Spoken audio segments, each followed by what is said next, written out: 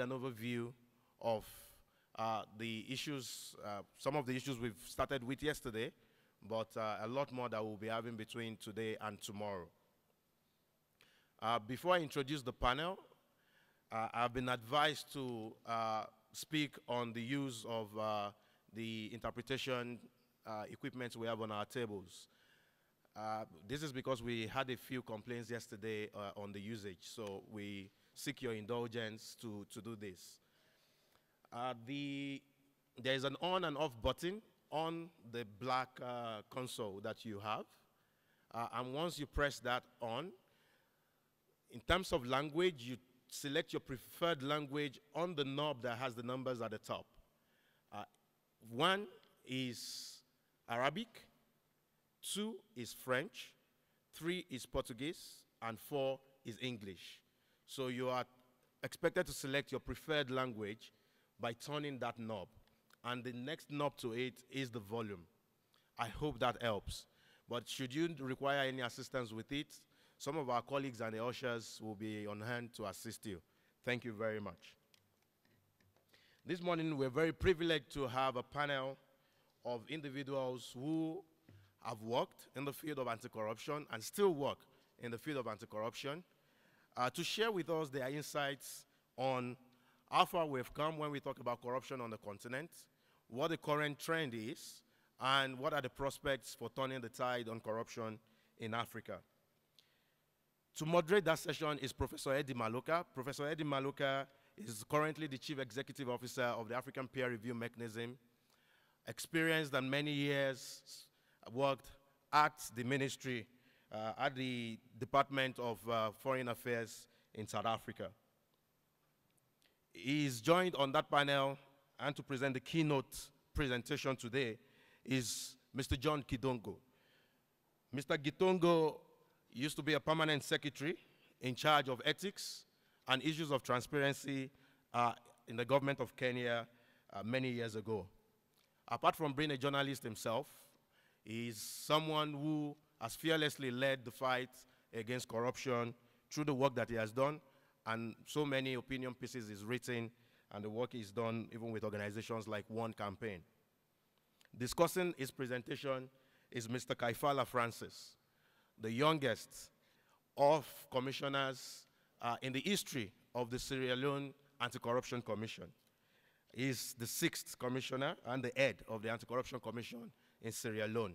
Before his appointment, he is well-renowned in his country, and still well-renowned in his country as a leading fighter for the causes of anti-corruption, transparency, and the plight of the masses. Ladies and gentlemen, shall we put our hands together as I hand over to Professor Eddie Maloka.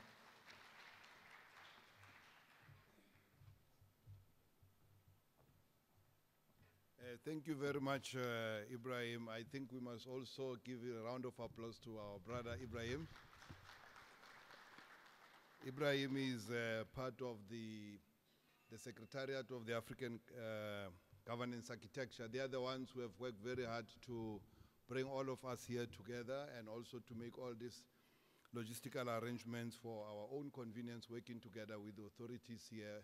And we thank, of course, the government and the people of Botswana for hosting this event.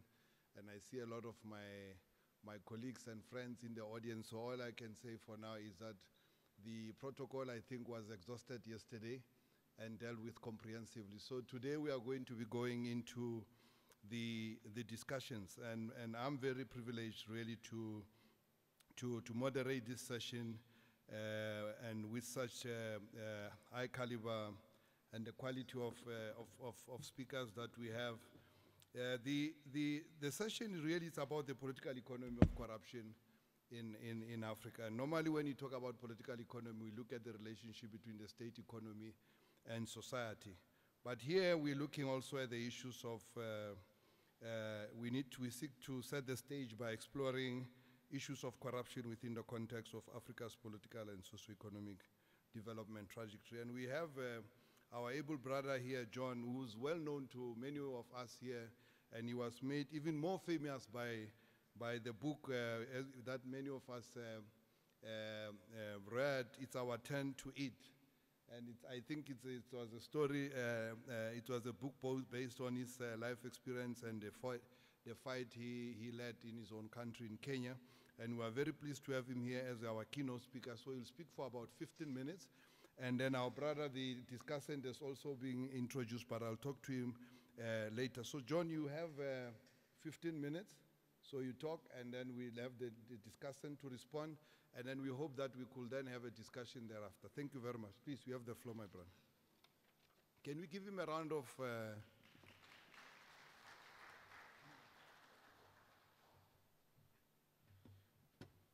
Good morning.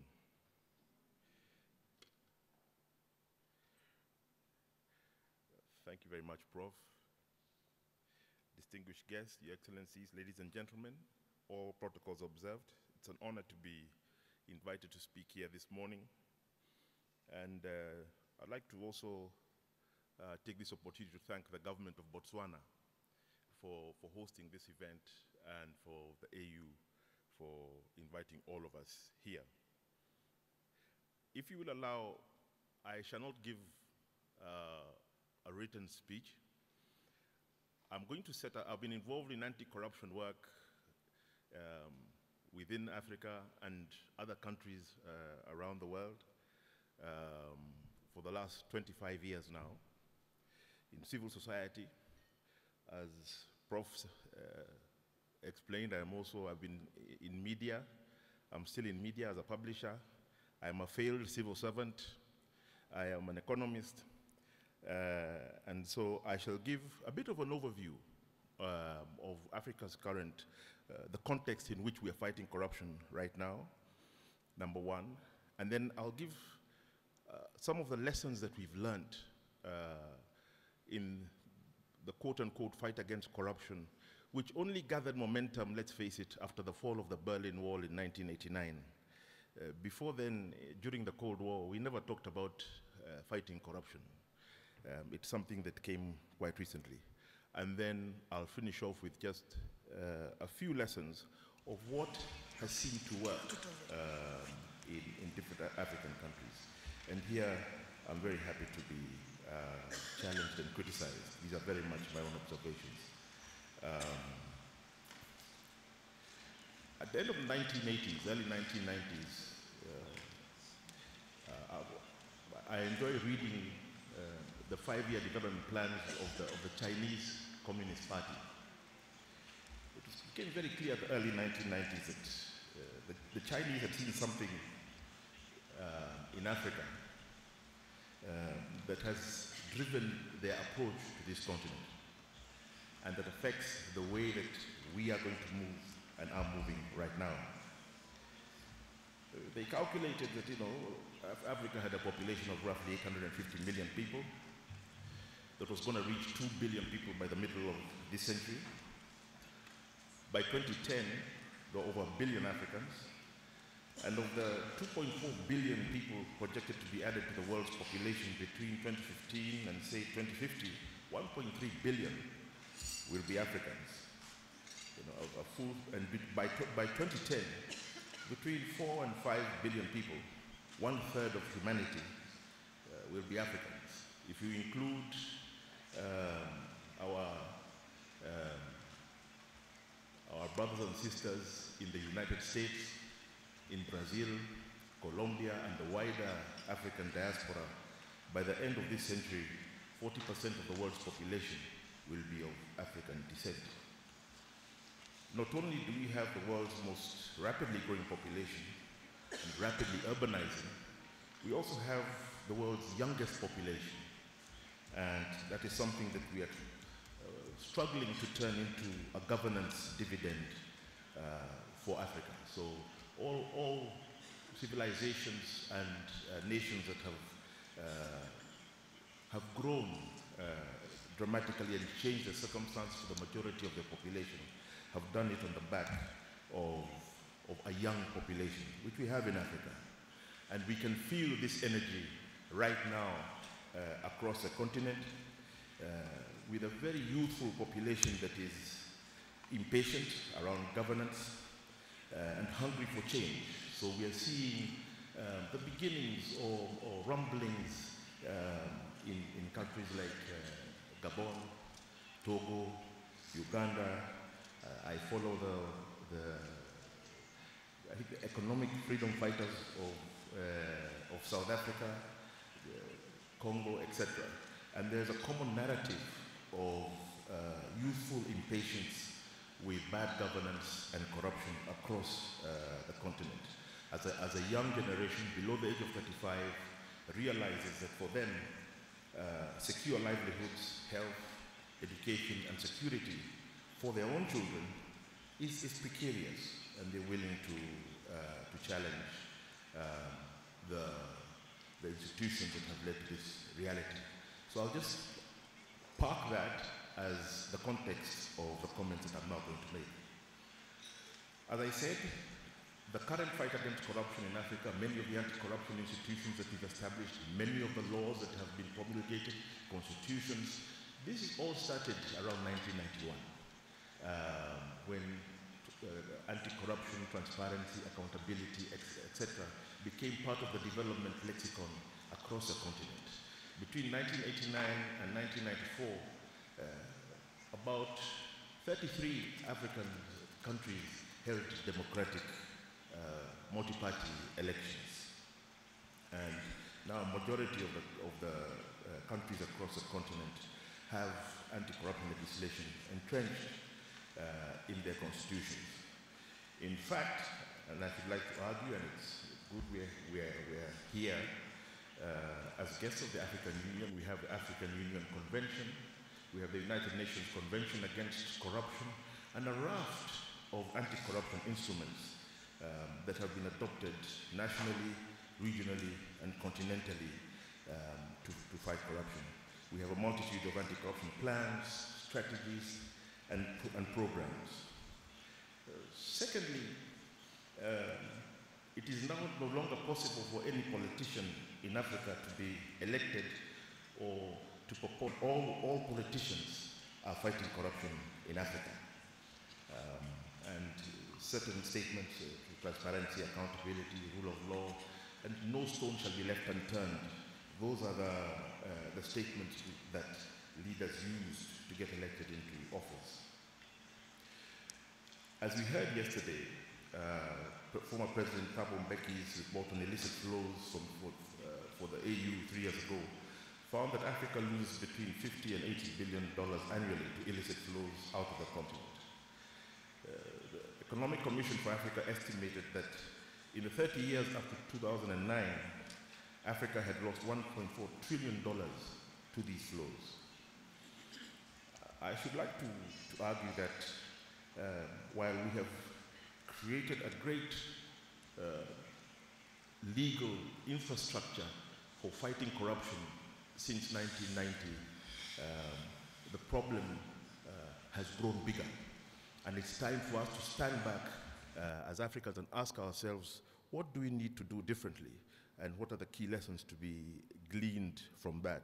The World Economic Forum last year estimated that the world loses $2 trillion a year just to bribery.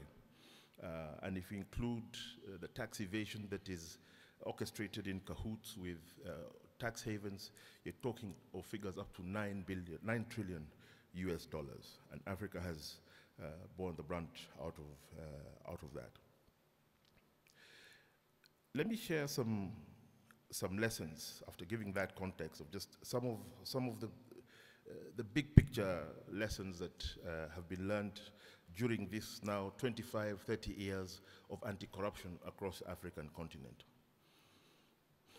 And the first one is one which is always misunderstood when I raise it. So I ask you to accommodate me. We have countries in the world, particularly some of our counterparts in Asia, who have been able to develop very rapidly in terms of GDP growth and lift millions of people out of poverty while having serious corruption issues. China, Bangladesh, Thailand, etc. Have Vietnam, Indonesia, have had these the same kind of corruption challenges we see in Africa, but have been able to lift people out of poverty at a much more rapid rate. And I think there's a need to ask why.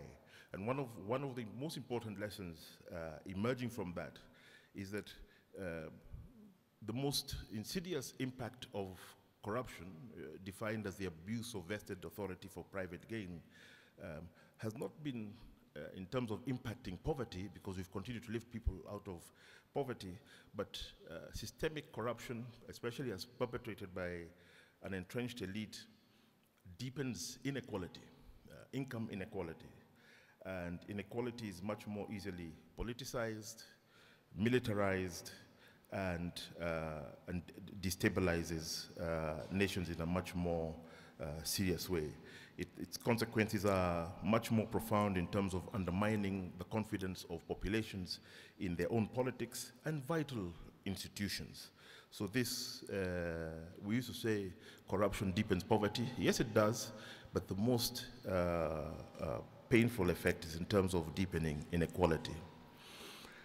The other lesson, especially for people like me who've been involved in anti-corruption for a long time, is that we often complain, and I'm sure you've heard this before, that we have a lot of good laws in many African countries. The only problem is that they're not implemented. We have very good anti-corruption legislation, but it is not implemented. I should like to argue that if you have a good law that's not implemented, it's not a very good law. And we need to stand back and look at it. If a law is being ignored and isn't having the kind of impact it was meant to have when it was promulgated, then it's not that good at all. And perhaps it needs the courage to be able to ask what is wrong. The South African organization Global Integrity did a survey some years ago and found, for example, that Kenya and Uganda scored extremely high in terms of anti-corruption measures, legislative framework, and institutions. Indeed, my own country, Kenya, has amongst the most sophisticated legal and institutional anti-corruption regimes on the continent of Africa. Yet these same countries score very low in Transparency International's Corruption Perception Index. So there's a mismatch there. We have some countries with very, very detailed legal infrastructure for fighting corruption, but at the bottom of the TI Corruption Index. Secondly, there has been, and here I'm not saying that institutions don't matter, but perhaps we've overstressed. Institutions are important, but institutions are ultimately built by people and on a basis of norms, traditions, and culture that exists in a society. And an institution is as good as a society and the individuals that create it. The example is often given of Italy. For 200 years, they've had the same institutions and legal infrastructure, but whenever they study corruption in Italy, northern Italy is found to be less corrupt than southern Italy. And they share the same institutions. But I'm sure you've read about magistrates being blown up and all other manner of shenanigans around corruption in southern Italy in particular. So one of the big lessons emerging out of this is that impunity is often a factor in terms of the resilience of informal systems of power. So you have formal institutions, but we haven't spent enough time studying the topology, the nature, and how informal structures of power in our societies function. And often these structures are more, have got more influence than the formal ones.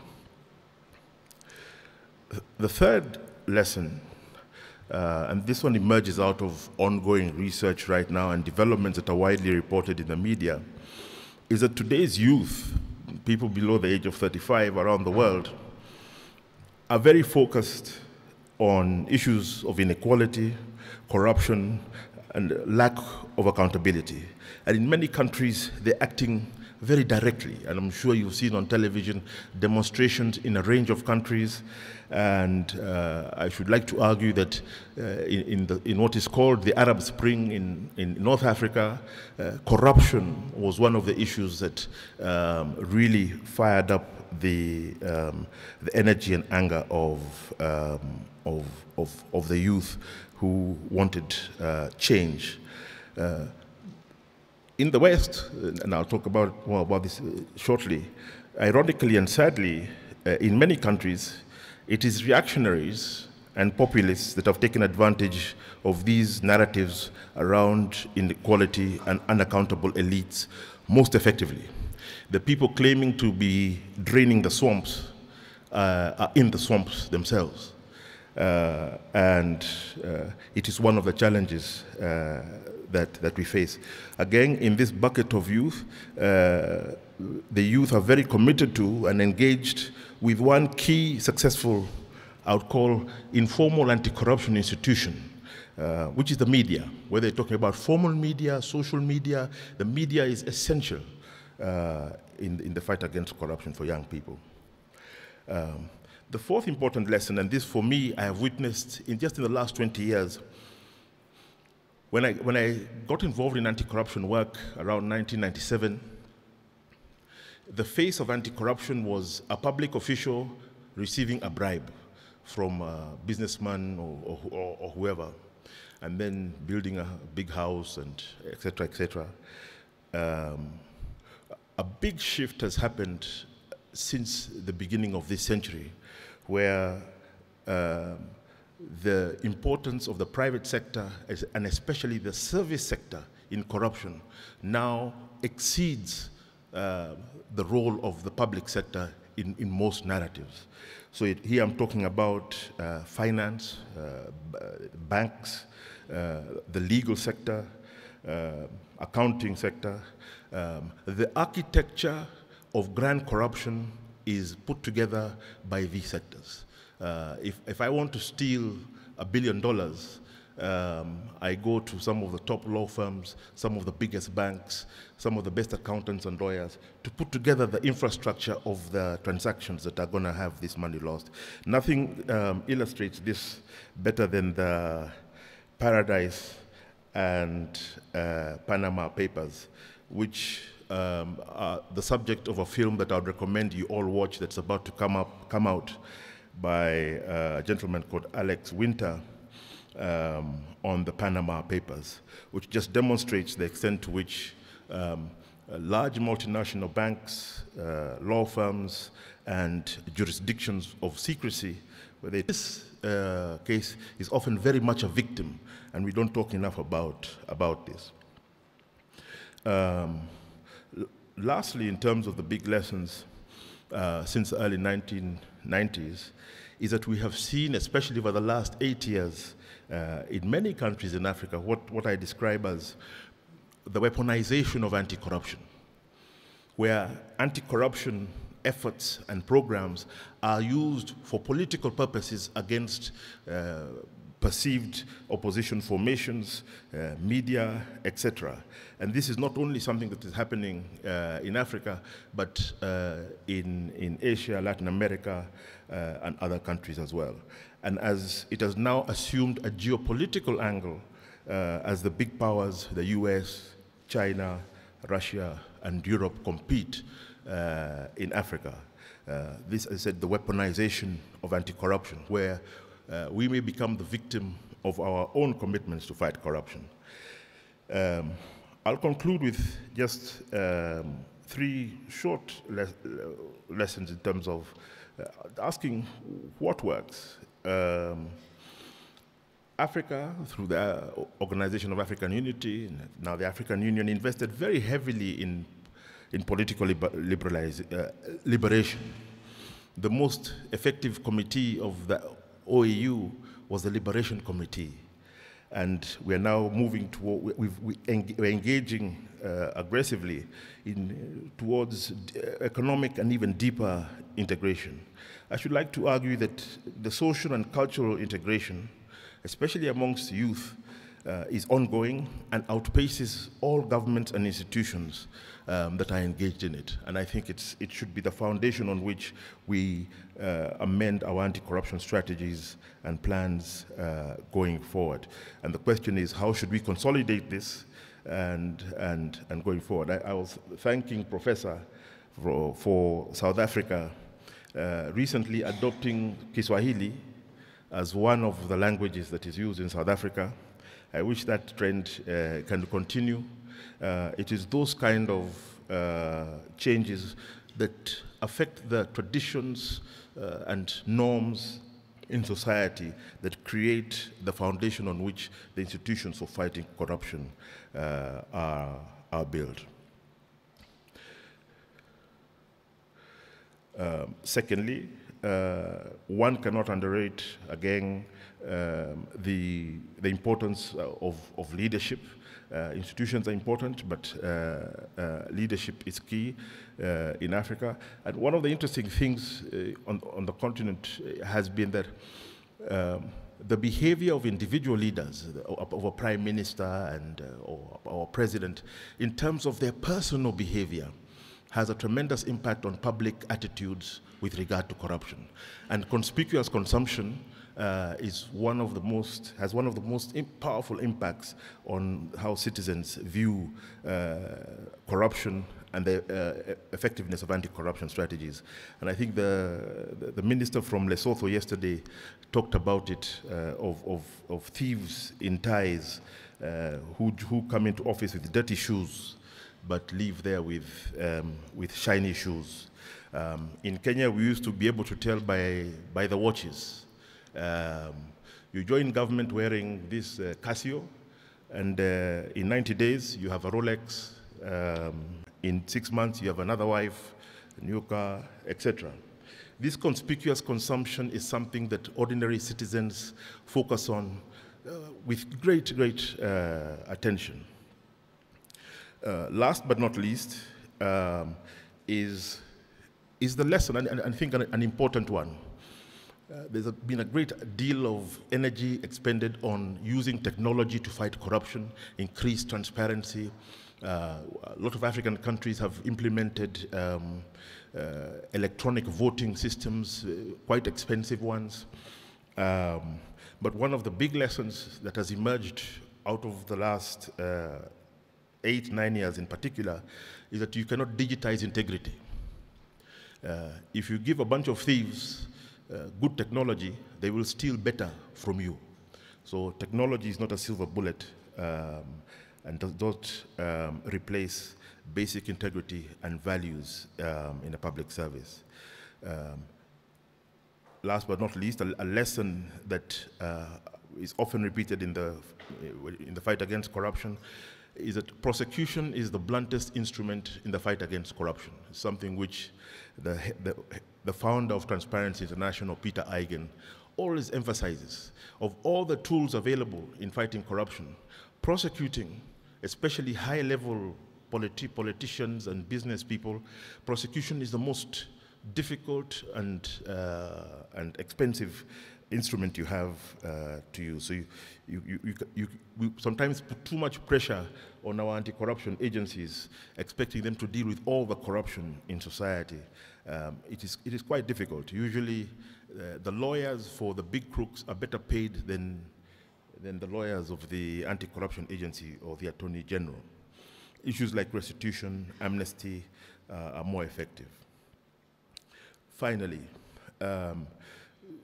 across the continent, one of the most interesting lessons has been that in the 18 to 24 months after an election is when the most progress is made in anti-corruption by any government. After 24 months, they are now more worried about have an impact. You get in there early, and this is true across the world. For me, an interesting example is what happened recently in Malaysia, where they elected a former Prime Minister Mahathir Mohamad, who took the courageous and interesting decision of traveling to China to renegotiate some of the large contracts and debt obligations that had been taken on by the previous regime. So you have a window of 18 to 24 months to get the heavy lifting done. I think I'll hold there. I've run out of time. I could say a lot more and say thank you very much for taking time to listen to me. Thank you.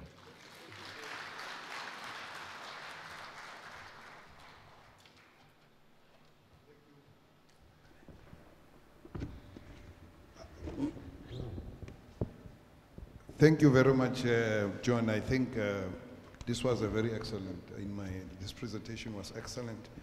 I think you have given us enough to think about. You've given us some ideas on the context, African context, the lessons we have learned over the last generation or so of the fight against corruption, and what you call what has worked and what works. And I think you have highlighted some best practices. So I'm not going to preempt my brother, our discussant, Francis Kaifala from Sierra Leone. I was reading your profile, my brother, and somewhere they were saying that, I read something that says that crooks and rogues have to think 100 times before attempting to eat any haramu because of your appointment as the head of the anti-corruption board in your beautiful country of Sierra Leone. My brother, you've got the floor. You have 10 minutes. You see our lead speaker was so disciplined and complied with my suggestions on how we manage time. I hope you can keep that, that standard. Thank you very much. You've got 5 minutes note there, so when you look at it, you know that you are left with 5 minutes. You have the floor.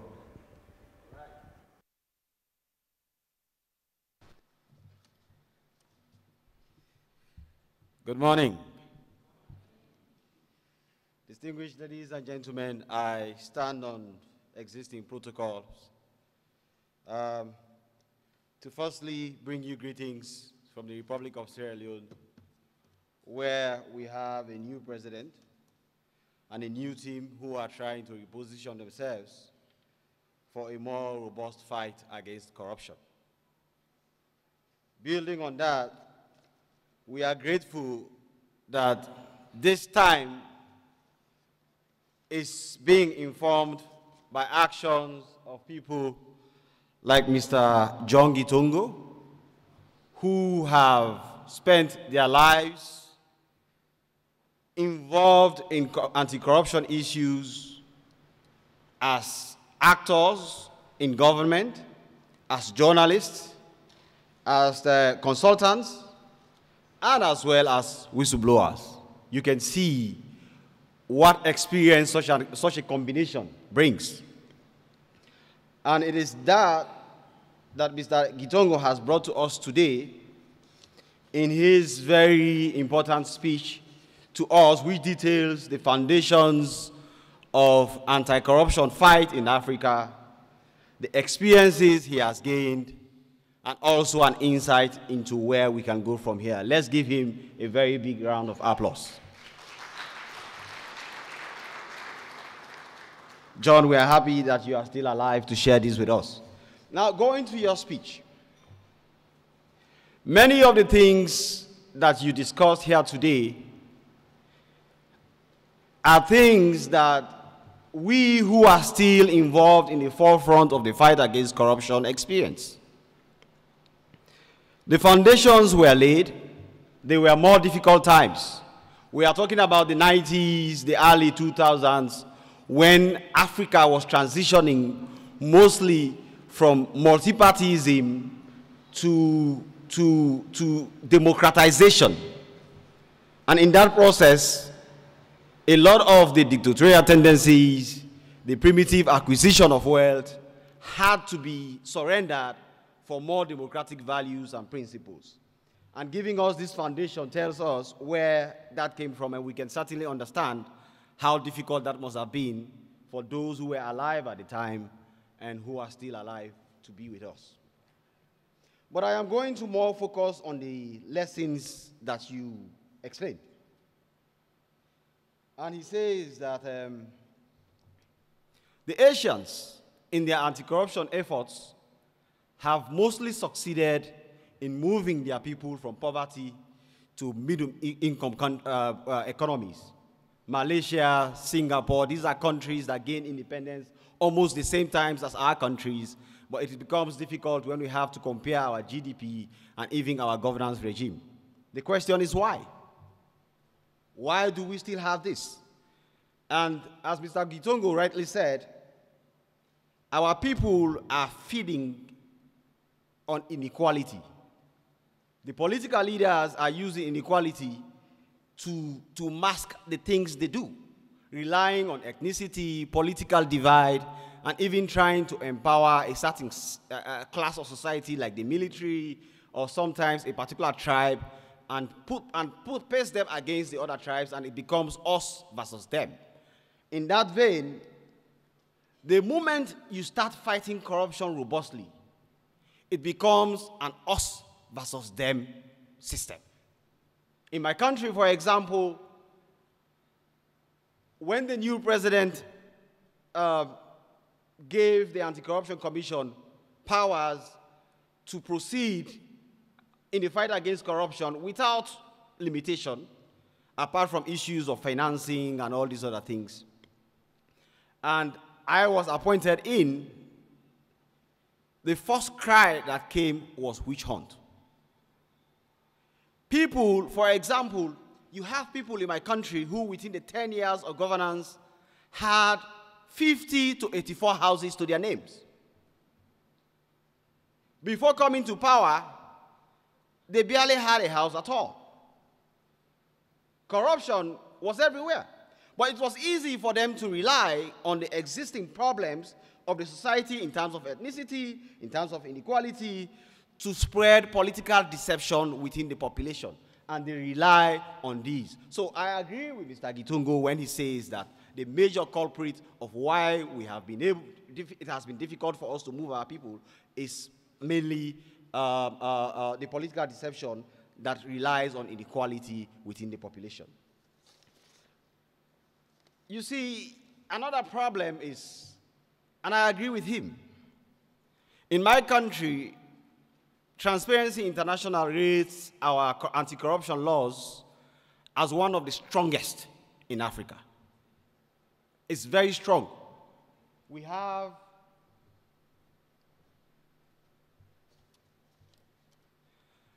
prosecutorial powers.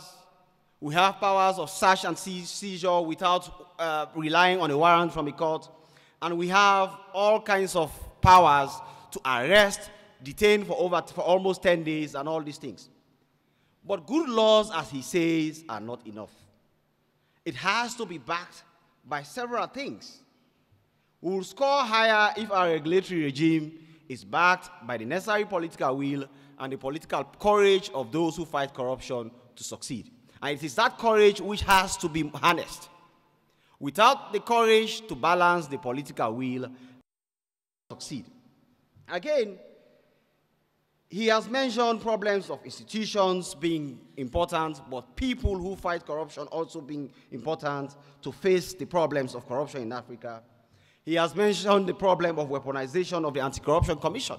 It is true. It is easy, because of the enormous powers that anti-corruption fighters have, it is easy for it to be used as a weapon against people. And in Africa, we see this happening several times, even when you have power. Even when I occupy this position, a lot of people come to me and say, oh, well, this person was this, and we want you to go after him. These are things we as anti-corruption campaigners have to resist. We have to be strong. We have to ensure that the story of Africa in the fight against corruption is people-led and people-focused. And it is geared towards producing maximum results for the well-being of the people of the countries we represent and Africa as a whole. Where I have a little difficulty with what Mr. Gitongo is saying is when he says in his what works, and he is targeting technology. And he particularly is saying that you cannot digitize integrity. I agree with him. But technology has become a very good weapon in measuring and even targeting corruption. Data analysis in my country, for example, was able to show very easily. How many vehicles were stolen and hidden when there was a political transition recently? Simple data analysis by scientists. These are things that will take years and ages for individuals to do. And this has been part of the problems of Africa, having to rely on manual counting, manual computation, manual analysis, and all these things. What I think should be done is really to ensure there is a rich balance between digitization and technology, and also the human capacity to analyze them, and most importantly, to use them in the fight against corruption in the best way possible. We as a people in Africa are still facing the problems that you were facing, Mr. Gitongo, which is sad in this day and age. But your experiences are informing us. The young people are following you on social media. They are following your actions, the things you are doing with Inoka and organizing society, and it is spreading everywhere in Africa. That is why the youth and young people are now taking center stage and owning the fight against corruption and trying to push their governments further and better. And that is why you have things like the Arab Spring, ensuring that direct action is taken by citizens led by young people to change the story of Africa. It is your experiences that inform our actions. And with these, I believe that all is not lost. We in Africa are committed to the fight against corruption. We are trying to push our leaders to provide the space by political will for the fight against corruption, and this we can balance with the political courage to fight corruption, and I'm sure we'll get there one day or very soon. Thank you.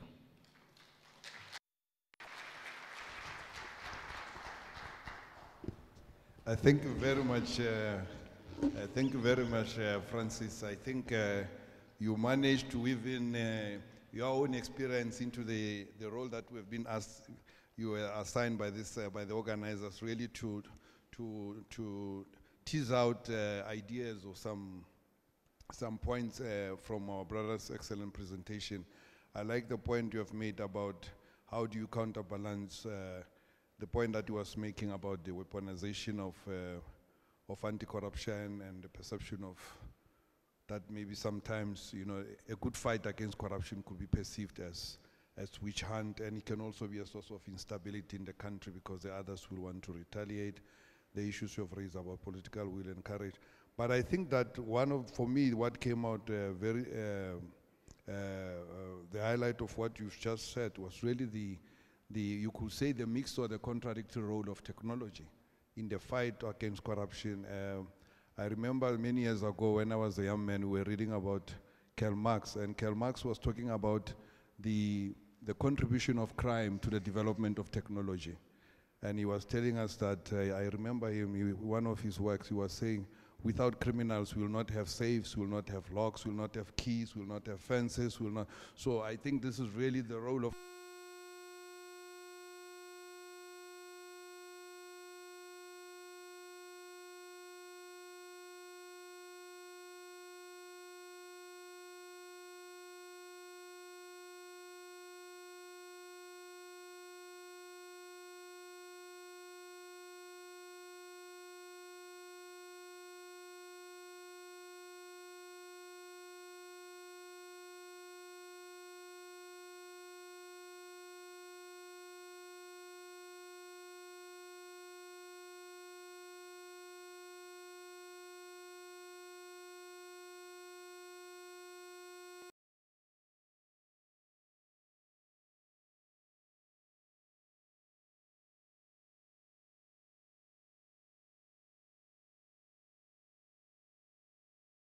So when I give you the floor, please, you have 2 minutes. So when I say thank you very much, if you can start wrapping up. So the presenters, the people will take the floor. Maybe for the next 45 minutes, we'll have an open discussion, and the last 15 minutes, I'll ask the panelists to respond. So if colleagues who are interested can start to indicate and just raise your flag. I will start with the left because I'm expecting I'll get some radical ideas from the left, and then I'll probably migrate towards the right later. So please, I think I'm just going to give you the numbers, if you don't mind. It's not intended to insult or to undermine anybody. The lady, oh, the gentleman here, you are number 1. Number 2, the lady. Number 3. Number 4, my brother here. Number 5, Madam Commissaire, number 6. Number 7, number 8, number 9, number 10. So we take 10 on the left. Can I have number 1 to take the floor, and then afterwards we'll go to the right. Please, colleagues, just try to observe the 2 minutes rule. Thank you very much. Number 1, you have the floor. My brother, you have the floor. Yes, you are the gentleman, yeah. Just introduce yourself, but not a long CV. We know all of you have very illustrious careers behind you, but just say who I am, where you come from, and then take the floor. Thank you very much, my brother. شكرا السيد مساعد الجلسة ومقرر الجلسة. I will speak in Arabic, so please facilitate yourself with the technology. أنا عبد الرحيم سليمان من سكرتير أول بالسفارة الليبية أديس أبابا. أود أن أتقدم بالشكر إلى مقدمي العروض. لقد استمعنا إلى عروض يعني جيدة وواضحة ودقيقة سلطت الضوء على تحديات تواجه الدول الأفريقية في محاربة الفساد. ولكي أكون مختصر، كلا المتحدثين أشار إلى نقطة مهمة، هي هناك مشكلة في تطبيق القانون. أعتقد المشكلة في آلية تطبيق القانون، لأن مؤسسات محاربة الفساد يتم تمويلها من الأجهزة الحكومية، وبالتالي هناك إشكالية في حيادية تطبيق القانون، لأن هذه المؤسسات يتم تمويلها من الدولة، ونحن نتحدث عن الفساد في مؤسسات الدولة نفسها. النقطة الأخرى، هل محاربة الفساد تتطلب دسترة محاربة الفساد، يعني أن يتم سواء محاربة الفساد أو مؤسسات محاربة الفساد في الدستور، لأن القوانين لا تكفي. القوانين في حالة تغير، والدستور من الصعب يتم تغييره في وقت يعني قصير. أعتقد هناك مسألة مهمة عندما نتحدث عن محاربة الفساد، وهي الربط بين تحديد الفترة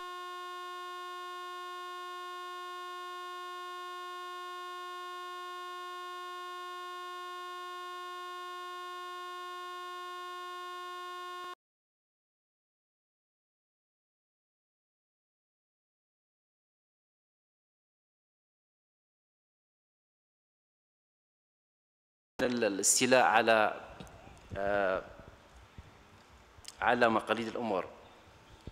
محاربة الفساد يجب أن لا نتجاهل الفساد الدولي والمتعلق بتهريب الأموال والأموال المخفية، وأيضا النقطة المهمة والتي نأمل أن يكون هناك، يعني يوصي هذا المنتدى أن يكون هناك موقف موحد تجاه الأموال المجمدة والأموال المهربة والمسس بها. شكرا. Good morning. Thank you very much. Our sister number 2. Thank you very much. Good morning. My name is Robtel Nije Paley. I am Liberian, and I am a researcher based at the University of Oxford. Thank you so much, John and Francis, for your interventions. I have a comment and a question. The comment is related to what works in terms of lessons learned. I would add to that list of what works the idea of moving from a more perceptions-based index, looking at corruption from a perceptions-based sort of index, to a more evidence-based index. So for instance, the United Nations Economic Commission for Africa has done really fascinating work on creating something called the Financial Secrecy Index, which looks at actually measuring illicit financial flows out of the continent. So the stats we've been using, the $1 trillion or the billions of dollars coming out of the continent through tax havens, through places like Bahamas and so forth and so on. So they're actually measuring these tax havens and financial secrecy places. And I would argue that we need to move away from the Transparency International Perception-Based Index to more evidence-based index that actually measures the magnitude of the problem, because without that, then we don't have the data to actually create more policies that create a difference and transform the system. In terms of you mentioned what works, amnesty and restitution are much more effective.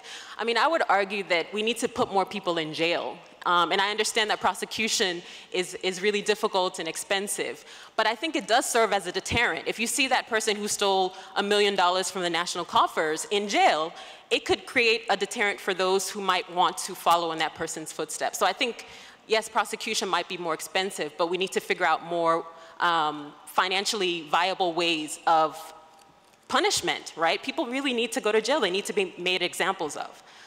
So that's my contribution. Thank you. Thank you very much, and also thank you for setting a very good example. Our colleague number 3, thank you very much. You have the floor. Thank you, Chair. Ahmed Bernoussi from Transparency Morocco.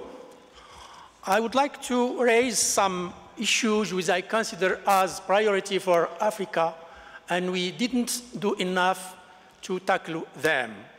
First, the illicit financial flow. Economics spoke about 50 billion each year as illicit flow. That's the double of the public budget in Morocco, destined to 40 million citizens. The only article in the African Union Convention Against Corruption is loose and doesn't put tools in order to combat this problem. The second issue I would like to raise is the exploitation of natural resources. Could be forests, mines, seas resources are given to international company through bribery of high-level politicians.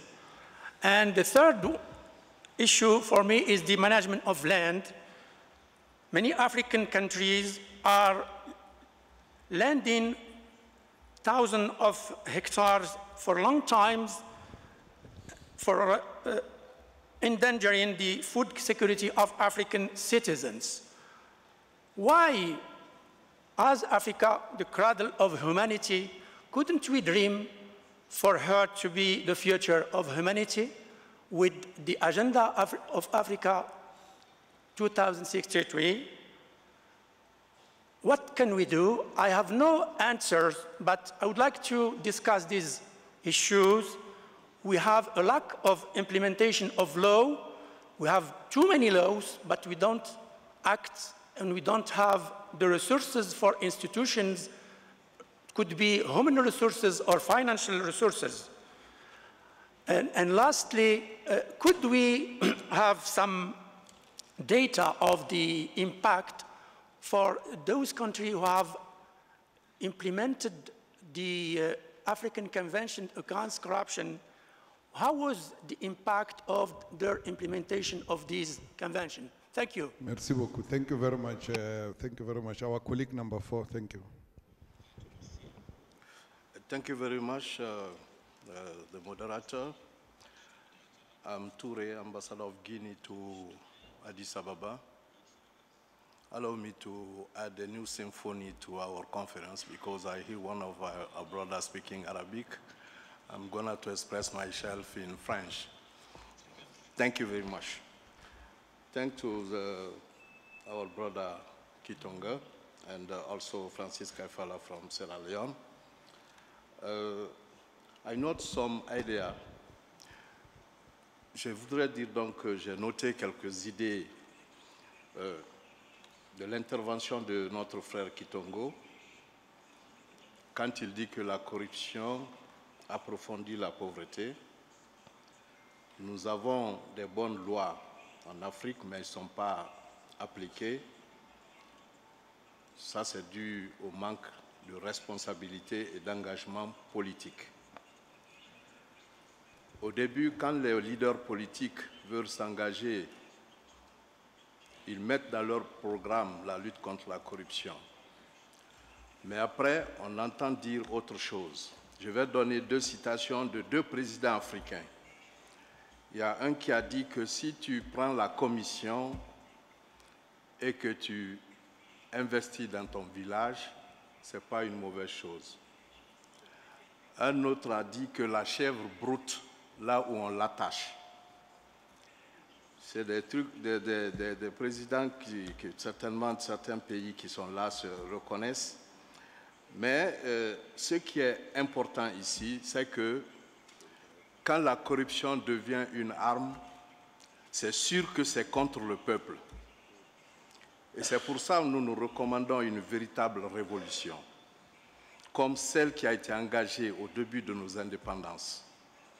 Hier, un des ministres a dit que les leaders politiques des débuts de l'indépendance, comme Kwame Nkrumah, comme Sékou Touré, étaient de vrais révolutionnaires.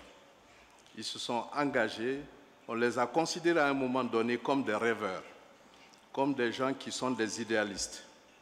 Mais il faut qu'on revienne donc à ces révolutions, c'est extrêmement important. Une autre chose que je voudrais dire, c'est la différence que l'orateur a posée entre l'Asie et l'Afrique. Moi, je dirais en d'autres termes que l'Asie a donné la force à l'économie politique du développement, même s'il y avait la corruption. Et c'est le contraire de ce qui se passe en Afrique. L'Afrique donne la force à l'économie politique de la corruption. Donc, nous devons faire en sorte que le peuple qui est victime de cette corruption, le peuple qui souffre dans nos villages, soit engagé à lutter contre la corruption par une éducation, par une exigence de nos dirigeants d'appliquer les règles de la bonne gouvernance, de la démocratie, telles qu'ils les indiquent dans leur programme quand ils sont en train de faire la campagne. Nous avons beaucoup d'exemples. Mon frère du Kenya, on sent quand on va, j'étais là à Nairobi lors de la conférence sur l'économie bleue, j'ai vu qu'il y a beaucoup de progrès qui se font dans ce pays. Et c'est justement par l'engagement politique. Ceci est extrêmement important. Et je voudrais terminer donc en demandant à l'orateur, M. Kitongo, après 25 ans d'exercice dans ce domaine, est-ce que vous pouvez nous dire si des progrès ont été réalisés, si vous êtes satisfait de votre travail et quelles leçons fondamentales vous tirez de l'exercice de cette fonction? Je vous remercie. No, merci beaucoup. Our colleague number 5, thank you very much. Good morning. Thank you very much, Professor. And I must commend the panel which you are presiding over. I think they are two formidable. Oh, my name is Edward Ouko. I'm the Auditor General of Kenya. So I must commend the panel you are presiding over. Now, indeed, if John Githongo's expose was thought-provoking, I think Mr. Kaifalas actually put meat to it. A number of issues were raised. And I want to make some comments on that. John, you recognize very well that this anti-corruption clamor started in the 1990s. And I think it was at the same time the institutions like Bretton Woods were talking about corruption. And then soon after that, we had a clamor for anti-corruption commissions and institutions. One gets the feeling that what was happening was brought from top to be rammed down the throats of Africans. And therefore, you find laws were made, anti-corruptions were set up, and the laws were actually perfect. It looks very well. But the point is, up to date, we have not seen any discernible issues. I think, I'm not talking about any specific country. We live in one. You know that we've had several commissions, and all have been moribund of some form, but the laws exist. So what is happening? Is it, I think that investigations is good. Investigatory approach is good. Clamoring on detection is good. But I think there is something else which we need to think out. And that something else is, to what extent are we in these anti-corruptions gaining the trust and the confidence of the people? Now, that's a key issue because to gain the trust and the confidence of the people, it means we must think outside the box. And as Mr. Kaifala says, we need to have this corruption, at least apart from the investigatory aspects, it is looking at a more people-focused. What do I mean here? I think we need to start trying to find out how can we get the citizenry be a participant or participate in anti-corruption efforts.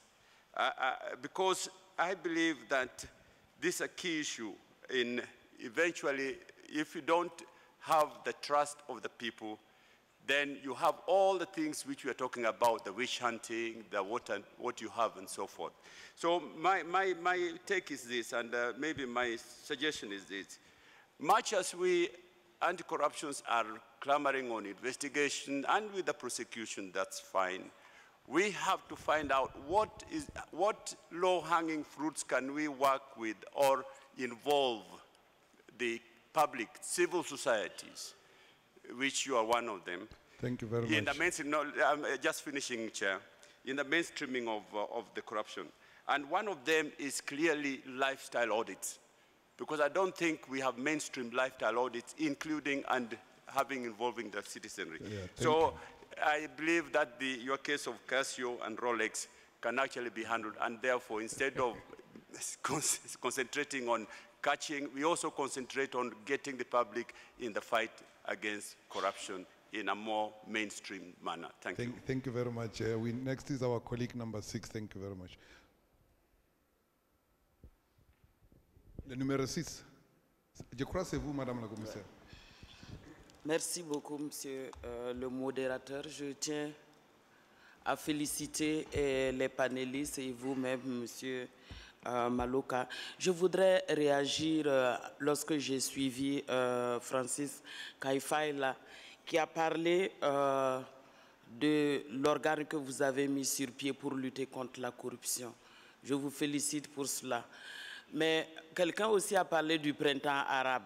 Et on constate que dans nos États, lorsqu'il y a changement de régime, on combat ceux qui étaient là, certainement qui se sont enrichis, mais très rapidement, ceux qui combattent se retrouvent dans la même situation. N'y a-t-il pas lieu d'instaurer, ou en tout cas de légiférer sur le délit d'apparence? Et ce délit d'apparence ne s'appliquerait pas uniquement aux dirigeants et à certains membres de leur famille. On remarque des enfants de dignitaires ou de membres de famille. L'argent eux-mêmes, vous ne trouverez pas avec lui, mais c'est plutôt les membres de la famille qui se retrouvent en train de bénéficier du fruit de la corruption. J'insiste sur la nécessité de mettre l'accent sur le délit d'apparence et qui s'appliquerait à tout le monde. Et également, je me demande s'il n'y a pas lieu, et j'insiste là-dessus, de renforcer la capacité de nos organes, y compris le vote de lutte contre la corruption. Et non seulement cela, et éviter que ces organes, à leur tour, ne deviennent corrompus eux-mêmes. Et également, on a en Afrique de l'Ouest le CENTIF, on a le Djaba à la CEDEAO, on a notre conseil consultatif de lutte contre la corruption et d'autres organes. Il serait bon que ces organes aussi puissent être renforcés pour nous permettre de lutter contre la corruption et pousser dans la mise en œuvre des instruments juridiques en la matière. Merci beaucoup. Merci beaucoup, Madame la Commissaire. Our colleague number 7, thank you, please. Good morning. My name is Tando Makubaza from Zimbabwe. I have an observation and then a question. My observation is from all the presentations that have been given, there's been no mention of women and girls, and it is very gender silent. And I'm wondering if all the strategies and all the information is just assuming that all citizens are equal and all strategies apply to all the same way. And also, I am also looking even at the panels that have been presented since yesterday. There is no gender sensitivity in them. It is mostly men sitting up there speaking on behalf of everybody. And I am extremely worried. Thank you very much. Thank you very much, Madam. I think we should apologize. I can speak on behalf of the organizers. The commissioner is also here. I think it's a serious oversight on the part of the organizers. We should really have taken. But we can tell you that the leader of the team that put together this event from the side of the African Union, it's a very young, dynamic lady from Uganda. So, but I think you are right that maybe on the panels we should have had much more visibility and presence of our female colleagues. We apologize for that. But point well taken, I think it will be reflected in the outcomes. Our colleague number 8, thank you very much. Our colleague number 8. Okay. Number 8. Okay. I'm not taking any new hands, madam, until we take the colleagues here, voilà. And then I will Merci bien aux panélistes, aux modérateurs. Ma question... Il faut vous présenter, monsieur. Il faut commencer. Il faut vous présenter, s'il vous plaît. Ok. Bayili Octave, du Centre panafricain Initiative pour le Sahel, Burkina Faso. Il est ressorti lors des échanges que la corruption en Afrique est systémique. Et ma question, c'était de savoir comment briser cette corruption systémique, surtout lorsque nous avons en face de nous des régimes oppressifs, dictatoriaux. Il faut dire que des fois, les pays africains se sentent isolés, orphelins de leur chère mère, l'Union africaine. Nos héros, tant vantés comme champions, grands leaders au plan continental et international, sont le plus souvent des bourreaux au plan national. Ceux qui font la pluie et le beau temps dans les palais somptueux, à Paris ou à Genève ou à New York, sont le plus souvent des bourreaux dans leur pays. Mon regard va vers les peuples qui luttent pour leur émancipation et contre les systèmes militaires, claniques et familiaux, érigés en mode de gouvernance en Afrique. C'est aussi ça là, l'économie politique de la corruption. Lorsque nous avons dans des États, des familles, nous avons des systèmes claniques qui contrôlent l'économie, la politique et la sphère militaire et qui imposent en fait ce système de corruption systémique là. Et c'est vraiment dommage que deux fois au plan continental, ces gens sont salués. Ils sont vus comme étant des bâtisseurs et des héros. Véritablement, le plus souvent, les peuples africains se sentent isolés et véritablement orphelins de la lutte qu'ils mènent pour leur émancipation et pour leur développement social et économique. Merci beaucoup. Merci beaucoup for that point. Our colleague number 9, thank you very much. You have the floor, number 9. If you forgot your number, we are going to skip. Thank you. You just remember number 9, and after that, number 10. Then we give 10 hands this side. Then I'm going to invite the panel to respond. Then I saw some hands, so we'll then take the hands randomly, please. I'm just trying to accommodate everybody. I think all of us have very good points to make. Number 9, you've got the floor. Thank you very much, Thank colleague. you, Mr. Chair. I am Andreas Danvod. I come from the Ministry of Foreign Affairs in Norway. First of all, it's great to be back in Botswana. I was here 27 years ago as a young researcher on political economy. I also appreciate very much this event. Norway has cooperated with the African Union for several years in the area of peace and security and also in the area of governance. And I think it's very encouraging to see a regional approach to this. I worked on anti-corruption for some 12 years. John Gitongo has always been a rock star for me in this field, and I feel a bit humble to comment or raise a question to him, but let me try. Yesterday, many mentioned the issue of how corruption threatens democracy. We didn't talk so much actually how it threatens. I think in the past we've always been considering, like Gitongo says, corruption as a simple transaction, it's bribes, it's politicians receiving bribes. But you also say there has been a change during the last 20 years. And I think yesterday we addressed some of these changes. One was the increase in illicit financial flows, illicit extraction of natural resources, and criminalized networks. I think we have seen already in Western Africa how international drug cartels are infiltrating the economies. We have seen during this year how Eastern Africa is also affected by the international drug economy. A second phenomenon we have seen during recent years is election campaigns becoming extremely expensive.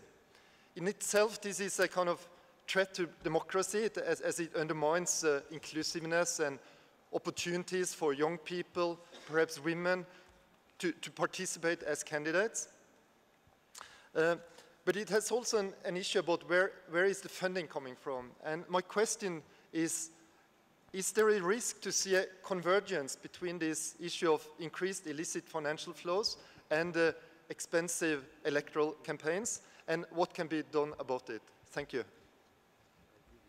Oh, thank you very much. I was just trying to plead with my colleagues here, the panelists, just to take notes of these observations, because it's a dialogue, isn't it?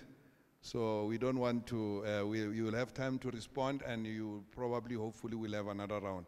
Please, the last intervention from this side, thanks from our colleague from Norway, our colleague number 10. Thank you very much. Thank you so much, moderator.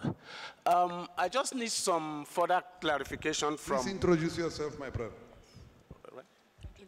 Oh, okay. My name is Okeke Anya. I work with the State of the Union Coalition. So too.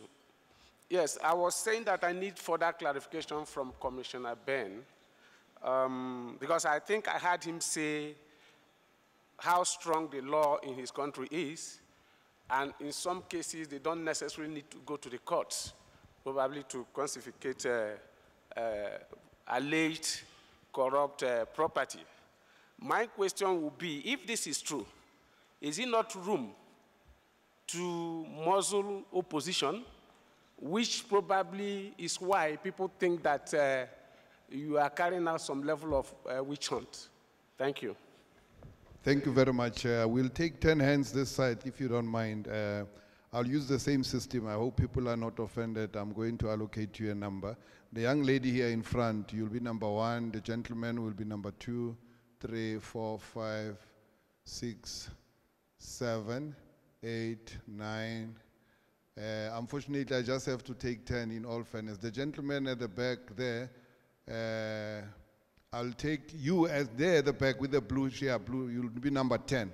So just follow that. We try to please comply with my 2 minutes rule. Don't exceed 2 minutes, and then we'll have another round. Also, there are some hands I saw this side. I'll come back to this side. I see some 5 hands that I could not, unfortunately, I could not accommodate. So you have the floor, please. Number 1, you have the floor. Bonjour, je suis Sharon Nkoni du Gabon. Pour combattre la corruption, il faut s'attaquer tout premièrement à la pauvreté, étant une majeure cause du fléau. Sachant que la corruption ne peut être entièrement éradiquée, nous pouvons affirmer qu'elle peut être contrôlée. Ma question est celle-ci. Quels sont les effets directs de la corruption sur le processus démocratique? Ensuite, les effets indirects par le biais de l'impact négatif qu'elle exerce sur le développement économique. Enfin, quelles sont les possibilités de limiter la corruption par la concurrence politique? Merci. Merci beaucoup, mademoiselle. Colleague number 2, thank you very much. You have the floor. Thank you very much, Mr. Chairman. My name is Bro Thomas Zuso from the Kingdom of Lesotho. I have only 2 questions.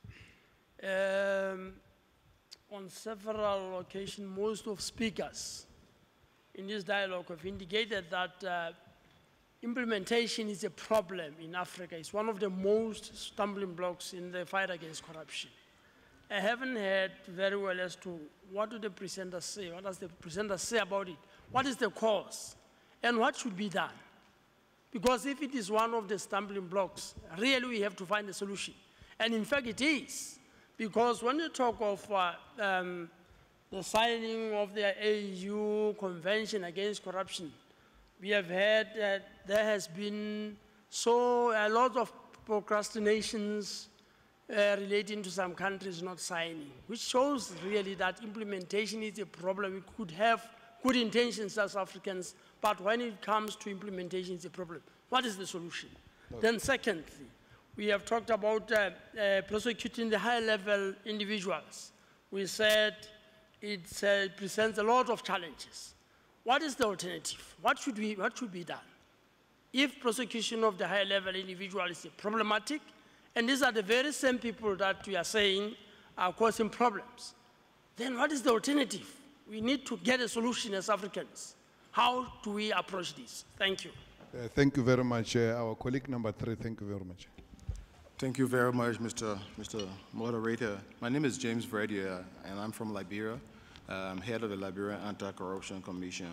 Let me say thanks to the presenter, especially Mr. Ntongo, for laying a clear political history of what we are fighting currently. I do agree with many things he said, especially when he spoke about conspicuous consumption. He spoke about African leaders using corruption, the fight against corruption as a political tool, and technology alone doesn't instill integrity, etc. However, I think I understood him to say that good laws against corruption, when they are not implementable, then they therefore are not good laws. If that's my understanding, I actually respectfully disagree. I believe that good laws, to be good laws alone would not solve the problem, but what you need to make sure good laws work is that you need a political will. Good laws have to be enforced by people, by leaders who make commitment to stand and enforce their country's constitution. It is not just the commitment they make, but they have to demonstrate the political courage and way to make sure that these laws work. So we have to insist on that. I think it's about time also that the AU begin to hold themselves, leaders of the AU begin to hold African leaders' feet to the fire by demanding specific performance in a specified time instead of just making political speeches when they meet. These are the things we need to make good laws work. I agree with Francis that technology has actually helped in the fight against corruption in terms of measuring where corruption occurs and all of you, but we also have to be cognizant that even the thieves use technology to advance their criminal conduct. So we need to take that into interest. Another thing is that prosecution is just something we cannot sidestep. As expensive as it is, as difficult as it is, prosecution is necessary because of course, the deterrent factor, and people gain confidence in the political system if they see people who commit wrong are punished and go to jail. Thank you. Thank you very much. I think we are to the point. Our colleague number 4, thank you very much. You have the floor. Thank you, Chairman. My name is Moses Isoba from a training center in Tanzania. My question is to John Githongo, again, kind of related to my colleague. You did mention about the good laws, that they're not good if they're not implementable. As of yesterday, we thought the problem is actually with institutions. Now we seem to be having yet another problem. The laws are a problem because we can't implement them. The institutions are in intensive care because they are ill-funded and they are populated by usually political failures who get rewarded by being pressed in these institutions. So we seem to be having two problems. What would you prescribe in terms of us going back home with? Thank you. Oh, thank you very much, my brother, for setting a good example. Our colleague number 5, thank you very much. Thank you very much, Mr. Chairman. My name is Henry Muguzi. I work with the Alliance for Finance Monitoring in Uganda. And I raise on a point of corruption in the financing of politics and election campaigns. You get to note that election campaigns now are so expensive because they've been highly commercialized, or if you like, monetized. And because of this, the good men and women who would serve our interests have shunned them and we've left them for businessmen. So when the business interests have come in, they have actually captured the state and turned it away from serving the citizens, and they're now serving commercial interests in service in the interests of entrenching the patronage systems we have in place. And now comes the elephant in the room, and the elephant is China. When China comes to our economies, they are able to kick back the regimes in place with the percentages of 20%, 30%. Okay, and this is helping sustaining them. Now, they have also learned that election campaigns provide an opportunity for these state captors to flex their muscles. Unfortunately, if you look at the African continent, not many countries have legislated around campaign financing. And therefore, you are in a situation where there is no law that guides what. Campaigns have become very expensive. Those few countries that have legislated on it, I think my brother John Githongo, where he comes from, Kenya, they had this law, but for some reason they could not put it into practice. So what is the way forward in the face of this highly increasing commercial interests that seem to be coming in to capture the state in service of those business interests away from the people? What do we do going forward? Thank you very much. Thank you very much. I think this is a very important point. It was also raised by the young lady here and our colleague from Norway, the monetization of elections in Africa as an issue, and I'm sure we can talk about it more. Our colleague number 6, you have the floor. Thank you very much. Good morning, everybody. My name is S. Aaron. We are the third. I'm from Liberia. Firstly, let me start by thanking our panelists for the very brilliant presentation made this morning. I think you've set the basis for our discussion. Over the past few days, we've listened to various panelists try to suggest issues around why we have corruption on the continent and how we can fight corruption. To a larger extent, I've seen people place a lot of emphasis on the institution, the legal framework, and as well as other mechanisms. But little is being said about behavior. I strongly believe that corruption is a behavior problem. We do not expect institutions or legal framework or laws to implement themselves. If you go around Africa today, you realize that we have so many corrupt leaders because the people themselves are corrupt. When we establish anti-corruption commission, we appoint people in those positions who are very corrupt. And so they turn to the other side and do not implement the law when it's necessary. And so we have corruption being, pursued at every level in our society. So how can we change our mindset and behavior? How can we reflect as a people? How can we build a new generation of young people with different mindset, with integrity, so that they will occupy these institutions? Our problem is not institutions in Africa. Our problem is not laws. We have all the right mechanisms, laws and institutions, but the people remain the problem. Thank you. No, thank you very much. I think the issue of implementation has come out very, very strongly in John's presentation. Of course, I think we'll come back to that perhaps in the discussion in the next 2 days or so. Can I also now invite our colleague number 7 to take the floor? Thank you very much. Good morning, ladies and gentlemen. My name is Stephen Molloy. I'm from Junior Chamber International, a youth international organization. We are also in partnership with DCEC in fighting against corruption. So my question is, if we have good laws, why not put them into practice? If they are good, they can only be measured if there's implementation, because it will help us evaluate where we are and how far we have gone. If there's no implementation, we will keep talking without action. So my challenge to all of you here, let's act and stop talking. Thank you.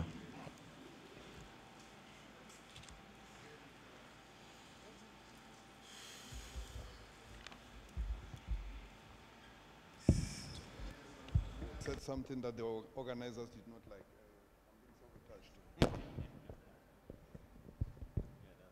So I was being surprised by the organizers. Thank you very much. Can we invite our colleague number 8 to take the floor, please?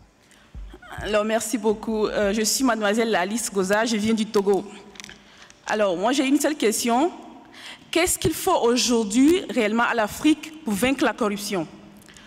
Parce que lorsque nous sommes dans des cadres comme ceux-ci, je suis étonnée de voir les gens passionnés et qui parlent de la chose, y compris des conséquences, les effets que la corruption a sur nous, les citoyens de l'Afrique, on va dire.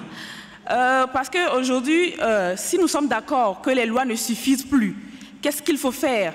je vois l'Union africaine quelquefois rester dans son caractère légaliste, alors que nos dirigeants profitent justement de ce caractère-là pour dépasser les pratiques, c'est-à-dire au niveau des pratiques. Alors, je pose la question, qu'est-ce qu'il faut aujourd'hui pour vaincre la corruption si nous voulons que 2018 soit réellement placé sur le signe de la réussite, ou sinon de la réussite du combat contre la corruption en Afrique? Hier, le vice-président du Conseil consultatif l'a dit, l'un des défis, c'est que l'Afrique ne dispose pas de mesures pour quantifier l'impact que la corruption a, et c'est un problème. On ne va pas dire que l'Union africaine, par exemple, n'a pas de moyens pour mettre à disposition les chercheurs, les études et tout ce qu'il faut pour avoir réellement la quantité de la chose, pour pouvoir le traiter. Et je pense que l'une des solutions aussi viendra de la face que l'Afrique montre au niveau de la diplomatie mondiale. L'Afrique doit changer de visage si nous voulions réellement combattre la corruption et que 2018 soit une réussite. Merci. Merci beaucoup, Madame. We invite our colleague number 9 to take the floor. Thank you very much, Chair. My name is Rita Achiro from Uganda. My question goes to Mr. John Githongo. From your extensive research and experience working on anti-corruption work, you said a good law not implemented is not good enough. I'm wondering, from a very practical point of view, what should be done differently? The other question is the fact that most of the African governments do not invest in civic education, and we are largely dependent on donors to create or conscientize our people. What should we do as citizens? In a continent where those who are corrupt are glorified, quote in quotes, they are smart people, they are hardworking people. And it seems that perception is now being bought by the young people. Somebody leaves university within 2 to 3 years, wants a big house, drives a big car, and this person is glorified as to be smart and hardworking. Thank you. Thank you. Thank you very much, Madam. We'll take the last intervention from colleague number 10. Thank you very much. Yeah, thank you, the gentleman there. Yeah, thank you. My name is Lionel, and I'm from Central Africa Republic. I think I'm an entrepreneur. I think we need to take this conversation of corruption to next level. We have been talking, and then I think we need to take action to this corruption. The question that I wanted to ask is I think we need to look at this conversation. Foreign companies, a multinational company that came to our system. I think when we give them tax incentive, it's not really the tax incentive that we give them, but most of the time our government and our ministers, they go beyond the door and they collect this money and they revert to us by saying that we have award tax incentive to this company and that we have lost a lot of money through this tax incentive. I think we need to look at this question very carefully. Thank you. No, thank you. Thank you very much. I think the discussion, you were very successful, my brother, the lead presenter and our discussant here, to really set the tone for this discussion.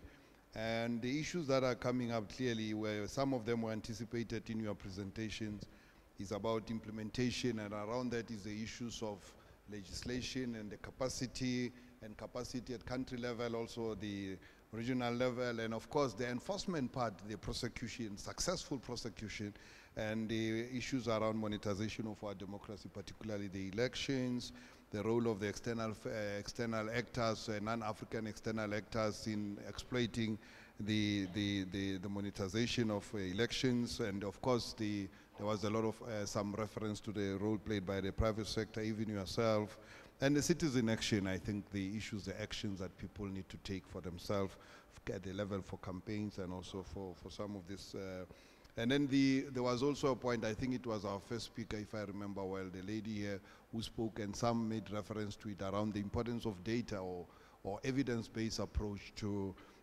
fighting corruption and addressing the scourge of corruption at country level. So I think we still have enough time. I'm going to invite our lead panelists to give his reflection for 10 minutes. You don't have to answer every question. You can just give some reflection on some, maybe the questions that you can answer are those that if you don't answer them, it will not rain today.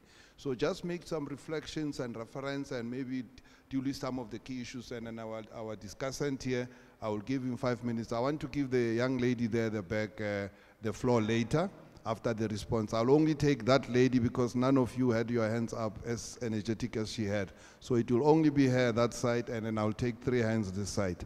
I saw some 3 hands, so then I'll give the panelists time to conclude. We don't have, Ambassador, I'm sure that I'll find you in Addis when we fight for our budget, my brother. I'll probably give you the floor later. But please, let's prioritize our panelists. My brother, you have 10 minutes. I'm still insisting on I'm still using my stopwatch, and then you'll have 5 minutes. Thank you very much.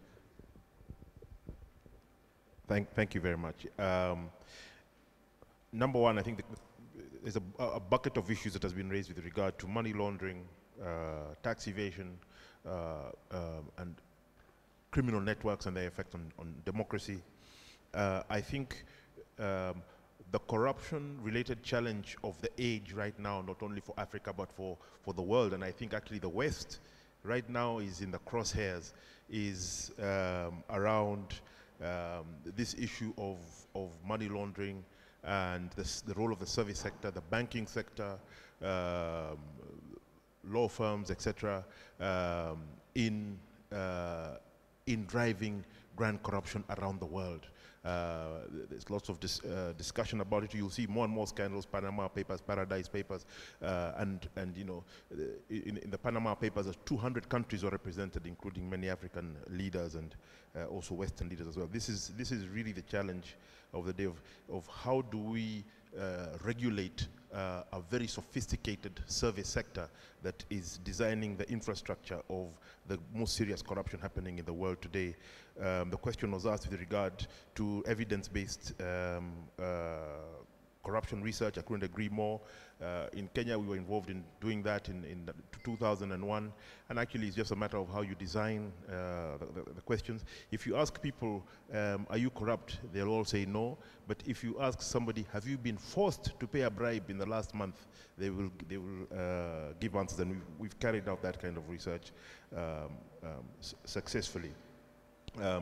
I do not want it to seem as if I'm negative about the current situation in Africa vis-a-vis corruption. In fact, I feel that there's a convergence that is very, very interesting and hopeful and exciting with regard to Africa and the future of humanity in terms of our youthful population, technology. This is the healthiest young population we've ever had, the best educated. We have the least number of wars. So we are at the cusp of something, and we need to grasp this opportunity. And to do that, we need to deal with the corruption that plagues us. Let me ask everyone here a question. I mean, this is something which is very much in our culture as Africans.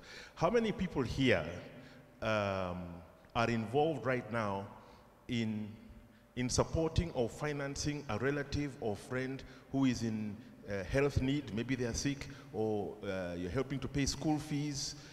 How many are involved? You know, how many are involved, you know, on a regular basis in supporting family? Now, this is, for me, underlies part of the issue we're dealing with.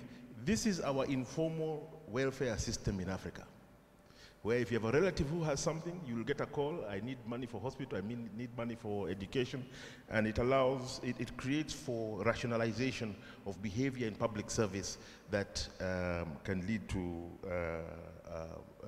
the worst types of corruption. And there's no excuse, there's no other way of dealing with that than actually ensuring that the fundamentals are delivered by the state as they're supposed to be. And there are certain models that we've adopted from outside with regard to education, health, and security that perhaps we need to rethink. I think a government that is collecting taxes has a responsibility to educate its people, to provide security for its people, to provide adequate health services for its people. So one of the embarrassing things is to see our presidents and prime ministers, the moment somebody coughs a little bit, they're in London getting treatment, or they're flying to another part of the country, which shows a lack of, another part of the world, which shows a lack of confidence in their own institutions. And fixing that will create the foundation on which a culture that is less tolerant to the abuse of public resources is possible. I think that Bwana Ouko raised a very, very important question, which is the issue of trust, that we have major anti-corruption institutions, laws, etc., but nothing can work if people don't have confidence in those who are implementing. And you know, one of the beauties of ordinary citizens is that it's almost, people can almost smell a real corruption struggle. And that is why individuals like Thomas Sankara, Mwalimu Julius Nyerere were so successful for the simple reason they were not thieves. And that's where it starts. You as a leader, regardless of which office you're in, if you are a thief, or and including your family, if you are a thief and you're surrounded by thieves, they say, tell me with whom you are, and I will tell you who you are. Then people lose confidence in you. If a leader inspires confidence, that is almost, for me, as important as having those good laws. Because people will say, this is a leader we are willing to follow, and huge things are able to be achieved by the example of a leader who is willing to serve the public with selflessness, with humility, and with honesty. And I agree very much that, yes, prosecution is a must.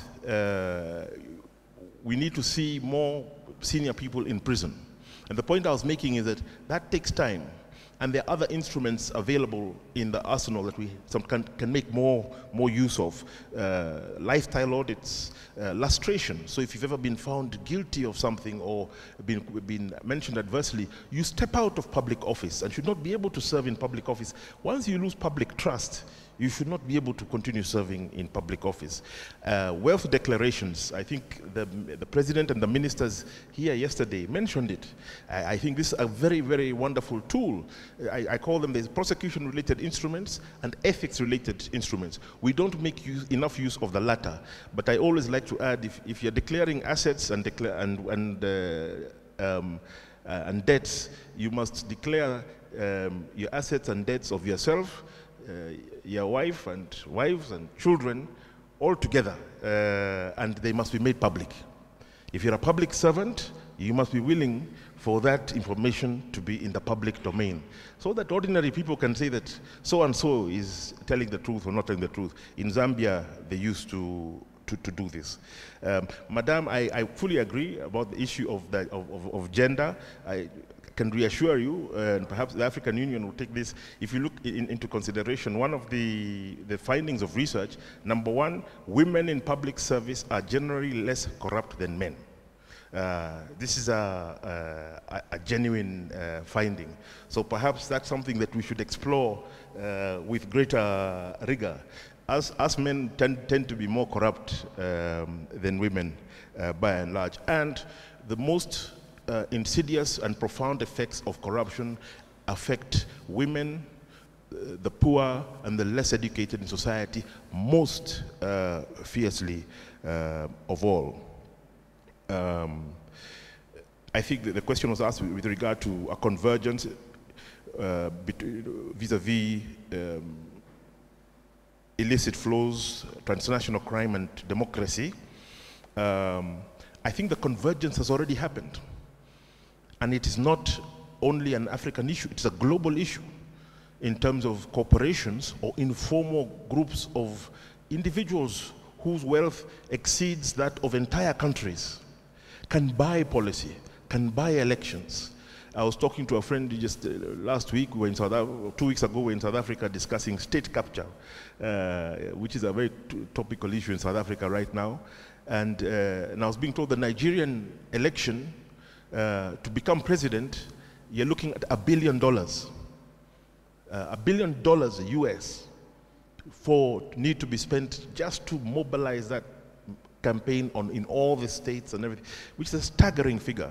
The Kenyan elections that took place last year cost $25 per voter, per voter, more expensive than the majority of the democracies from whom we borrowed this concept of democracy. So I think important questions to be asked there. As I said, the convergence between the illicit flows and democracy has already happened, and it's a very negative effect. My colleague from Lesotho asked a very good question, and I think you have a concept in Lesotho, which I've heard of, is it Sebolu or Bobodu, which means that spoiled thing. Sebodu. Sebodu. It's a rotten thing, yes. And my sister, Robtel here, talks of Liberia, Bagba. We have these concepts in our societies, in our communities, of behavior, especially vis-a-vis theft and corruption, that earns you social sanction. Once you are called the Sebolu, even performing, even going to church, being on a wedding committee, being on a funeral committee, becomes a bit more of a challenge. There is social sanction. And I think perhaps we have not explored enough some of the answers that are already present in our communities that we use. This Lesotho, despite all challenges that we all face like fellow African countries, does better than many rich African countries in the fight against corruption, in terms of the corruption perception index. Yes, well, I shall hold. No, you left time you'll have another bite, my brother, and then you could include some of that in your concluding thoughts. Let's invite our brother just for 5 minutes. Thank you very much. All right, thank you. Good questions coming all around, and I thank Mr. Githongo for already dealing with most of them. Two things which I will address. One is the implementation deficit in the fight against corruption. And from studying corruption, also from the few months I have served as head of the Anti-Corruption Commission, my views about the implementation deficit or gap in Africa is that three things have to be at work. And in most cases, one of them is absent, which makes the anti-corruption campaigns not to be successful. The first one of them, the foundation, is the good law. So there has to be a good law. So it is not necessarily a bad thing that Africa have countries that have good laws. Good laws are the foundations and bedrock. But going beyond good laws are two things. One, the existence of the political atmosphere for a successful or good anti-corruption campaign. If the political actors are not willing to allow the institution to be sufficiently autonomous, if not independent, then there will be a problem. For example, if you are an anti-corruption campaigner and you don't have the support of the government, you will have issues of funding. Your budget will be seriously cut whenever you put it to Ministry of Finance. Even your allocations will be reduced or not given to you. Or generally, you rely on other institutions to do your work. Other partners like the tax authorities, like the police. You want to arrest a military general for problems in military procurement. You're not going to do so using your investigators. You're going to call the Inspector General of Police and say, I want you to give me policemen to arrest this man. If you don't have the political will and support, the Inspector General of Police is going to put his phone off. And then you are left empty. So, one is the good law. Two is the existence of the political will. And three, and most importantly, is the courage of those who are supposed to fight. If you have weak or corrupt anti-corruption campaigners, then the good laws and the political will be useless. They can be easily bribed, they can be easily manipulated, or maybe they themselves will not have the courage to fight, because a simple phone call threatening their lives or members of their families will be enough to make them just to go to sleep and nothing happens for the rest of the time they are in office. So to me, combining these matrices are very important, and most times one of them is lacking. And I am going to combine 3 questions that were addressed at me, and one came from Reptel in Liberia, who was talking about jail them all, just jail them. And there was Madame here who was talking about the ability to go after not just people who have been in power or who belong to previous regimes, but also after people who appointed you. That is when corruption comes close, and that is the real time you test people. And there was the one that came from my friend in Ghana, who said that our laws being strong and us not being going to court to have orders to be able to carry out our powers. Now, those 3 are interconnected, and I will explain. For example, I do not believe that a good anti-corruption campaign is the one that leads to the courthouse only. I think a good anti-corruption campaign has to combine deepening recovery of the resources that are stolen from the people, and also making sure that the punishments that are in law are implemented. In that regard, I think that combining them is important. There are times when a serious anti-corruption campaigner has to be capable of taking a decision as to where to go. Go to prison for abuse of office, for serious misappropriation of serious misappropriation of funds and things like that. But sometimes the offenses are borderline. They are of such a nature that they are probably carelessness or recklessness on behalf of public administrators. If you can be able to recover the funds from them, then it will be good for the country.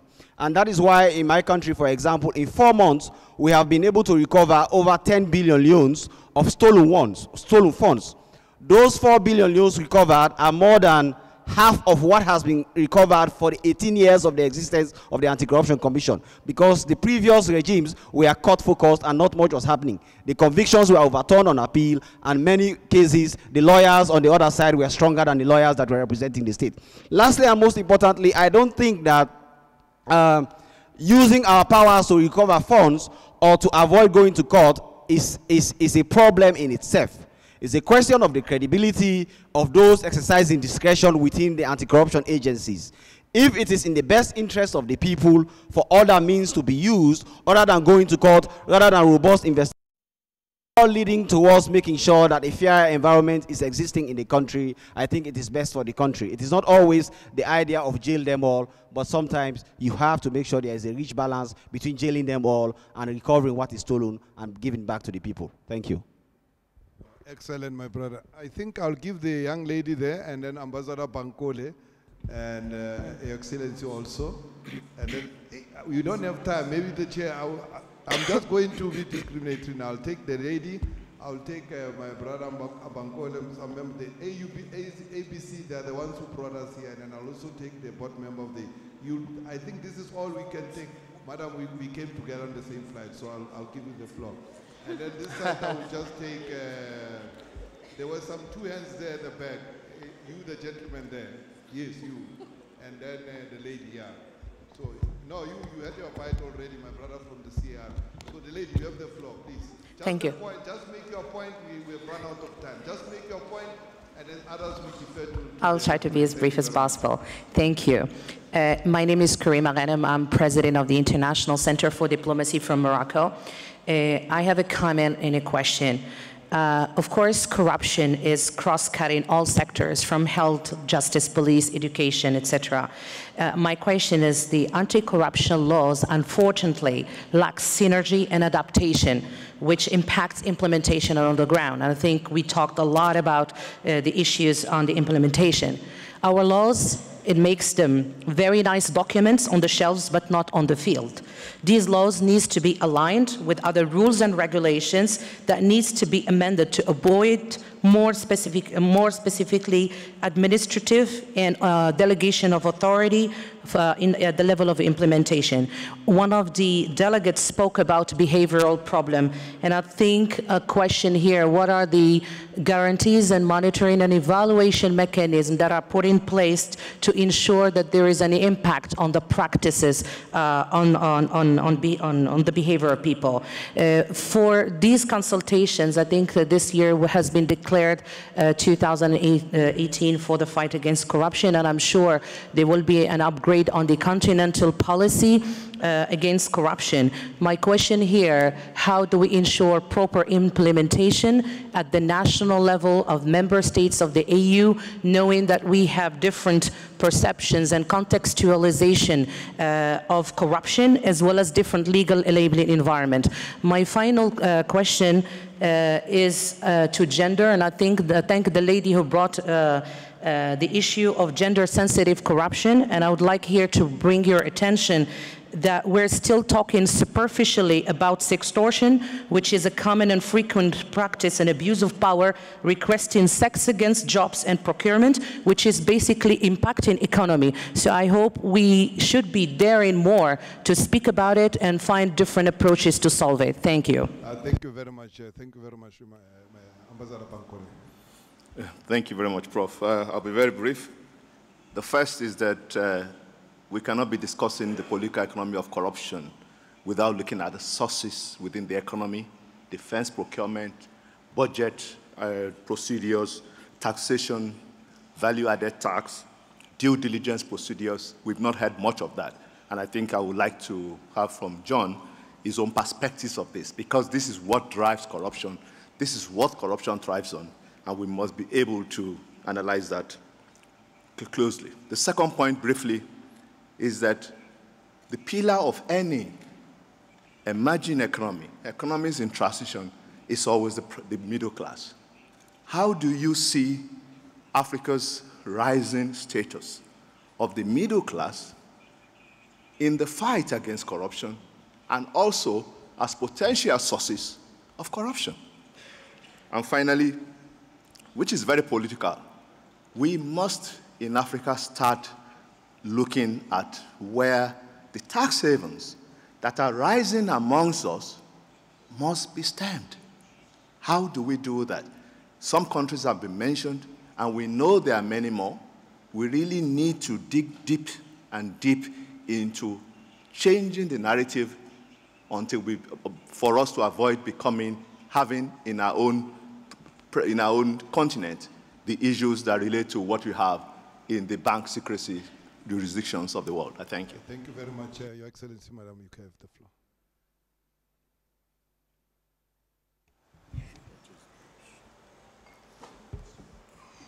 Oops.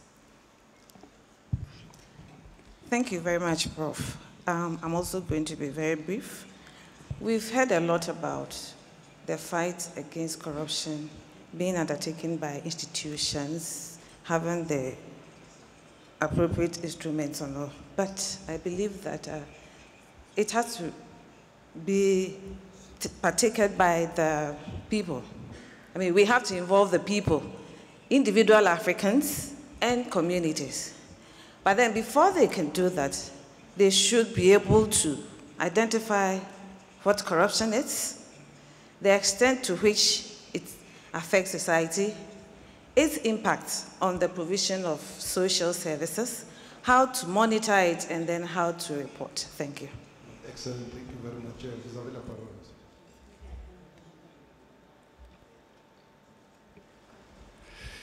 Paroles. Ma réflexion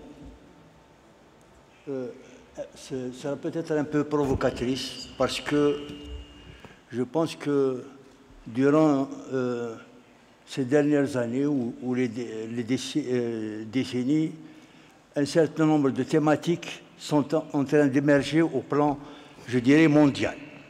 La thématique des droits de l'homme, la thématique de la démocratie, la thématique de la lutte contre la corruption. Ce sont des thématiques qui sont prises en charge au plan universel. Je crois qu'il faut peut-être qu'on revienne un peu sur ces institutions et ce monde qui s'occupe de la lutte contre la corruption. Et je crois qu'il faut se regarder dans un miroir. pour dire effectivement quel résultat nous avons. Certains diront que ce constitue de véritables fonds de commerce. Il y a beaucoup de gens qui vivent de la thématique. Les bureaux d'études, les institutions, les organisations. Et je crois qu'il est peut-être temps qu'on s'interroge sur nous-mêmes, qu'on fasse un peu une évaluation de ce que... Et j'irai même plus loin. Peut-être qu'on devrait conditionner leur existence, tous ces organismes, par les résultats qu'ils obtiennent au plan même financier. Le problème du recouvrement des avoirs, en disant que si vous êtes institution nationale de lutte contre la corruption, si vous arrivez à récupérer, vous prenez 10% pour vivre avec. Actuellement, toutes ces institutions vivent sur le budget de l'État. Et certains diront, le citoyen qui dira, ben, vous vivez de la corruption. Et ce n'est pas tout à fait faux. Parce que tout le problème qui se pose, c'est que le citoyen se pose la question de l'utilité parfois de ces institutions. Je ne dis pas qu'on n'a pas fait de travail, que, loin de moi l'idée de remettre en cause ce qui se fait. Mais on a même l'impression, paradoxalement, que l'atteinte aux droits de l'homme est plus importante depuis qu'on s'en occupe. La corruption foisonne depuis qu'on s'en occupe. C'est un paradoxe. Et je crois qu'il faudrait qu'on se regarde dans un miroir pour dire est-ce qu'on fait un travail utile, rentable pour tous les citoyens. Je vous remercie, Monsieur le Président. Merci beaucoup. Madame ABC.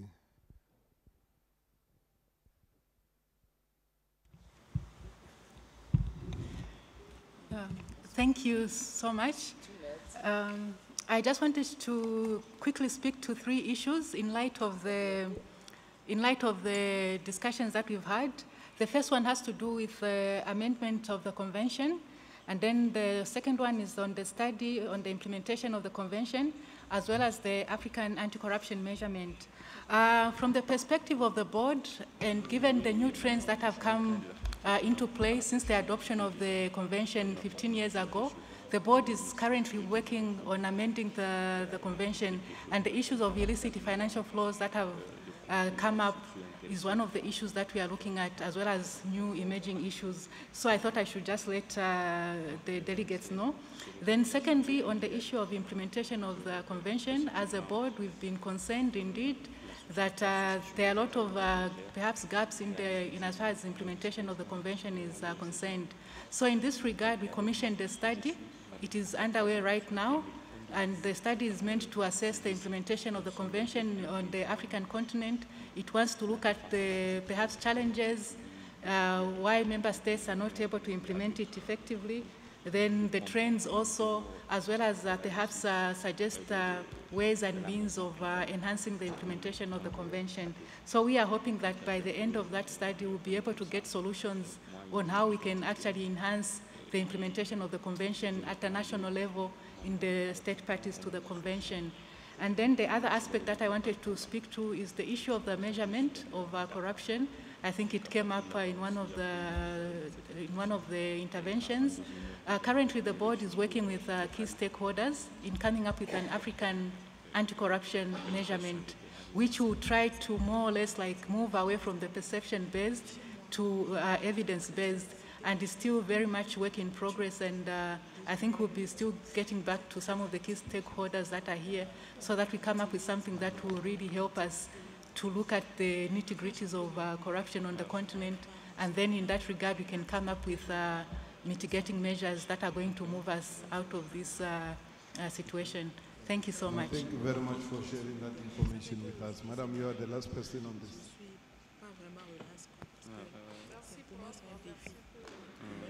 Pour la modération, je m'appelle Valentine Attendé, je représente la commission de la CEDEAO. I can't hear you. I think there's another attempt to sabotage. Je remerciais Prof et puis je remerciais, j'insistais aussi sur la modération qui se fait très bien. C'est vrai qu'on est en train de parler de la corruption depuis hier Mais en tant que phénomène social, il faut reconnaître que de nos jours, la corruption prend une autre envergure. Et par rapport à ça, la CEDEAO, suivant son protocole de lutte contre la corruption, a mené certaines activités depuis avec les États membres et aussi, bien sûr, avec les institutions de la lutte contre la corruption. C'est vrai qu'il y a mon collègue de la Sierra Leone qui est là, qui est en train de faire des activités et qui fait d'énormes sensibilisations. Mais également, il y a des défis. Il y a des défis. Et par rapport à ces défis, la CEDEAO avait fait certaines recommandations. Par exemple, revoir le système. Il est en train de travailler avec les systèmes de blanchiment d'argent, avec GIABA. Maintenant, il y a aussi le système. Au niveau national, il faut revoir le système, surtout le système qui concerne les acteurs qui travaillent dans le domaine de la lutte contre la corruption. Revoir leur rémunération, revoir les systèmes de sensibilisation en ce qui concerne la lutte contre la corruption. Et je vais ajouter, parce qu'il faut cerner, il faut savoir cerner le fléau d'une manière sociologique. Parce que de nos jours, la corruption, ça devient une gangrène pour la transformation de l'Afrique. Qu'allons-nous faire ? Et cette année, nous sommes ici parce que l'année a été déclarée l'année de la lutte contre la corruption. On voit les activités de l'Union africaine, mais à partir de l'année prochaine, qu'est-ce que nous allons faire? Qu'est-ce que l'Union va faire? Et c'est là qu'interviennent les communautés économiques régionales. Et nous avons des activités, nous poursuivons ces activités. Il faut toujours revoir comment sensibiliser, surtout les médias, revoir le paradigme de la corruption. Merci. Merci beaucoup, merci beaucoup. The gentleman there, you have the floor, yes, yourself. No, not you, my brother. Yes, you have the floor. C'est gentleman. Yes, yourself. Oui. No, yeah, next to the, yeah, yourself. You have the floor. Oui. Je m'excuse pas vous. C'est moi? Yes, allez-y. Bonjour tout le monde. Je me présente, je m'appelle Mohamed Abezi. Ah non, c'est pas vous, monsieur. Je m'excuse, c'est pas vous. Yourself, that's it. And then the lady. I'm just identifying people who I left out in the last round, please. I'll just take the gentleman and the lady. Thank you, moderator, and thank you, presenters.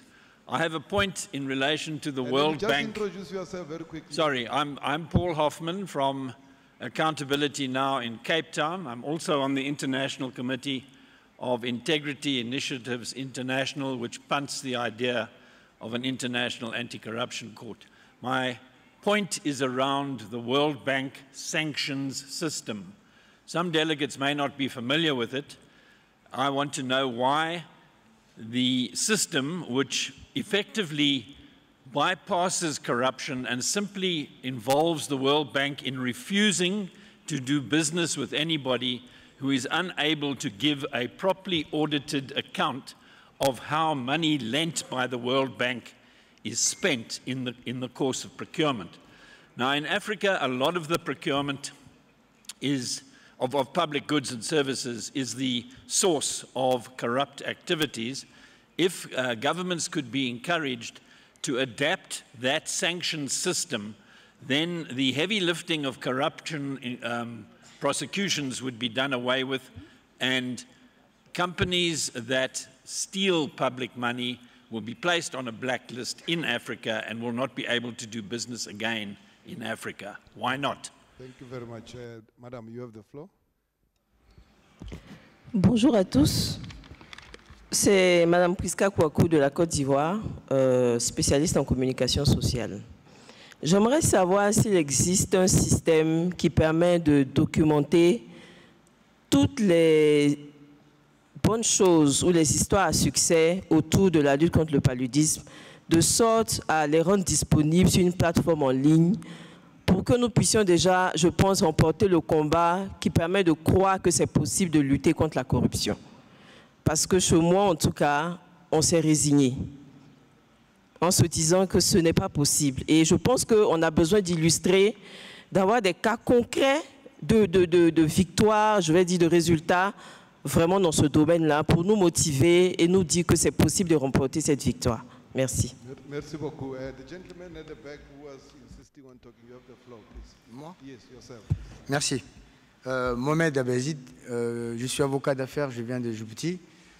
Moi, juste en fait un commentaire, mais en même temps une question, je vais être très bref, je ne vais pas rester longtemps. Depuis tout à l'heure et depuis hier, on parle de la corruption comme étant un phénomène extrêmement grave, mais jusqu'à présent, on parle uniquement de l'évaluation du rapport, mais on ne parle pas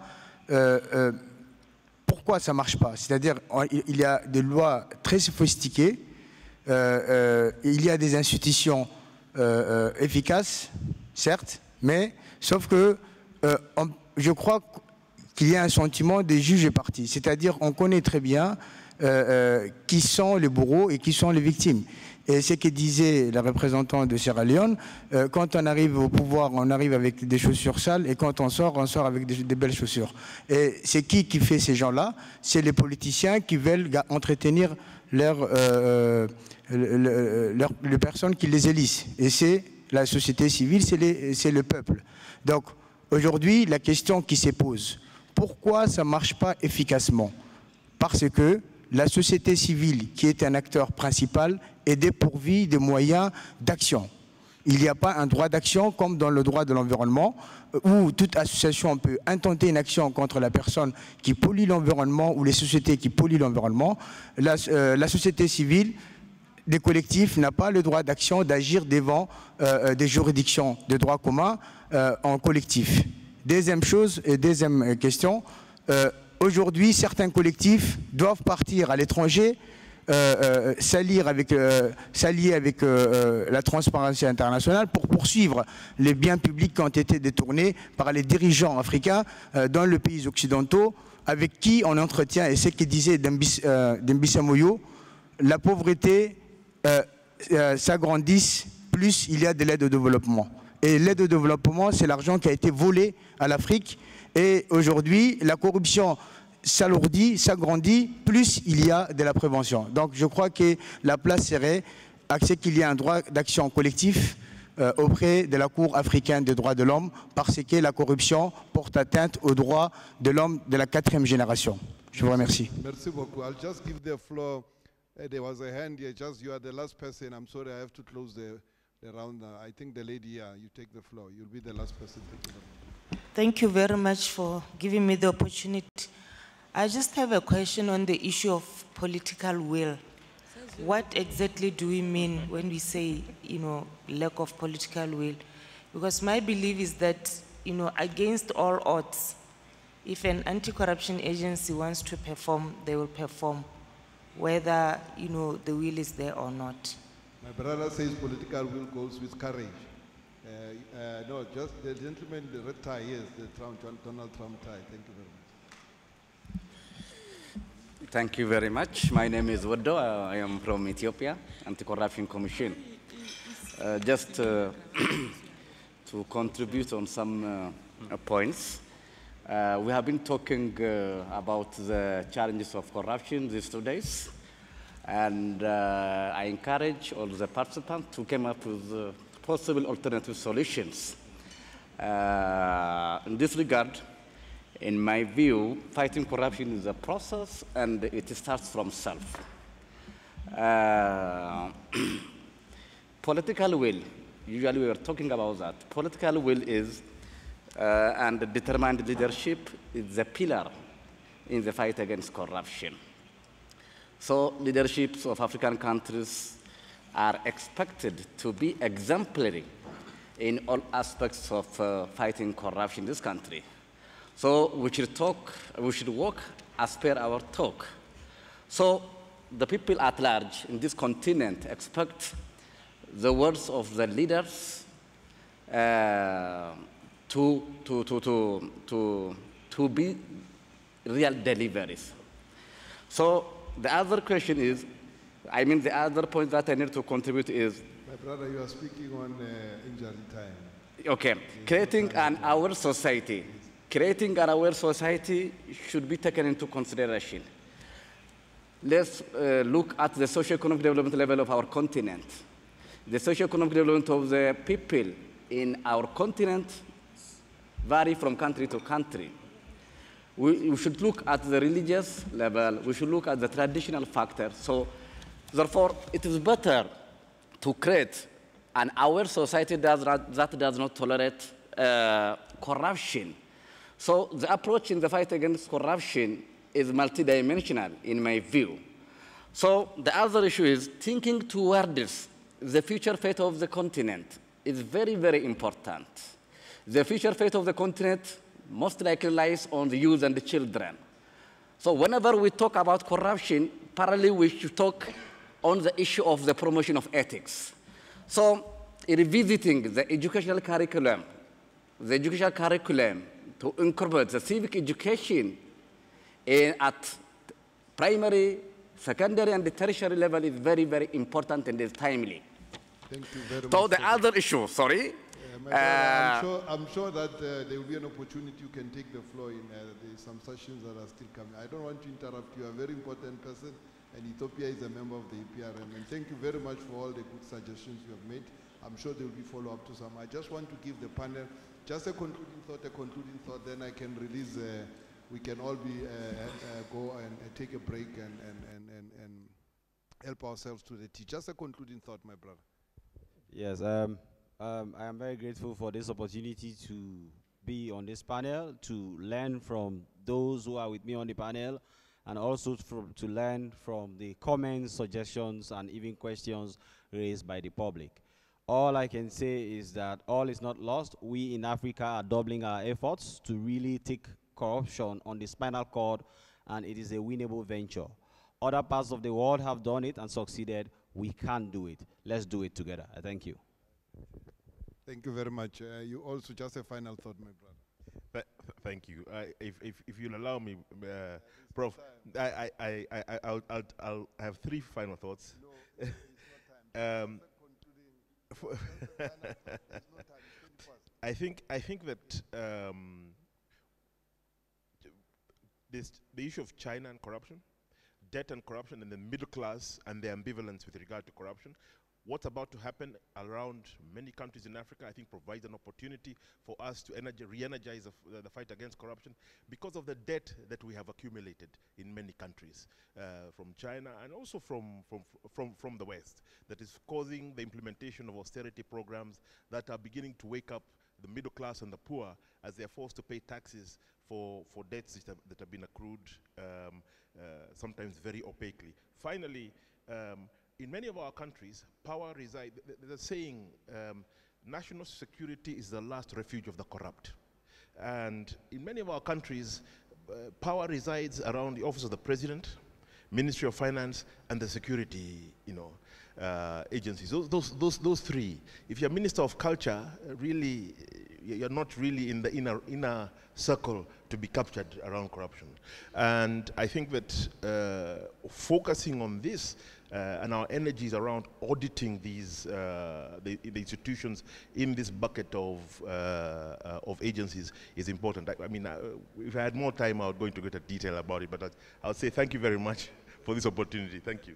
Thank you very much for allowing me to be a dictator just for 2 hours. Thank you very much. And thanks to my brother of Ethiopia. I'm sorry you won't be able to have the floor, but I'm sure you have accepted my apology. We'll have tea together. And then please feel free to interact with our excellent, our panelists here. My brother from Sierra Leone, he does a very good job in his own country. And of course, our star keynote speaker, you was very, very brilliant. I think they deserve a round of applause from all of us.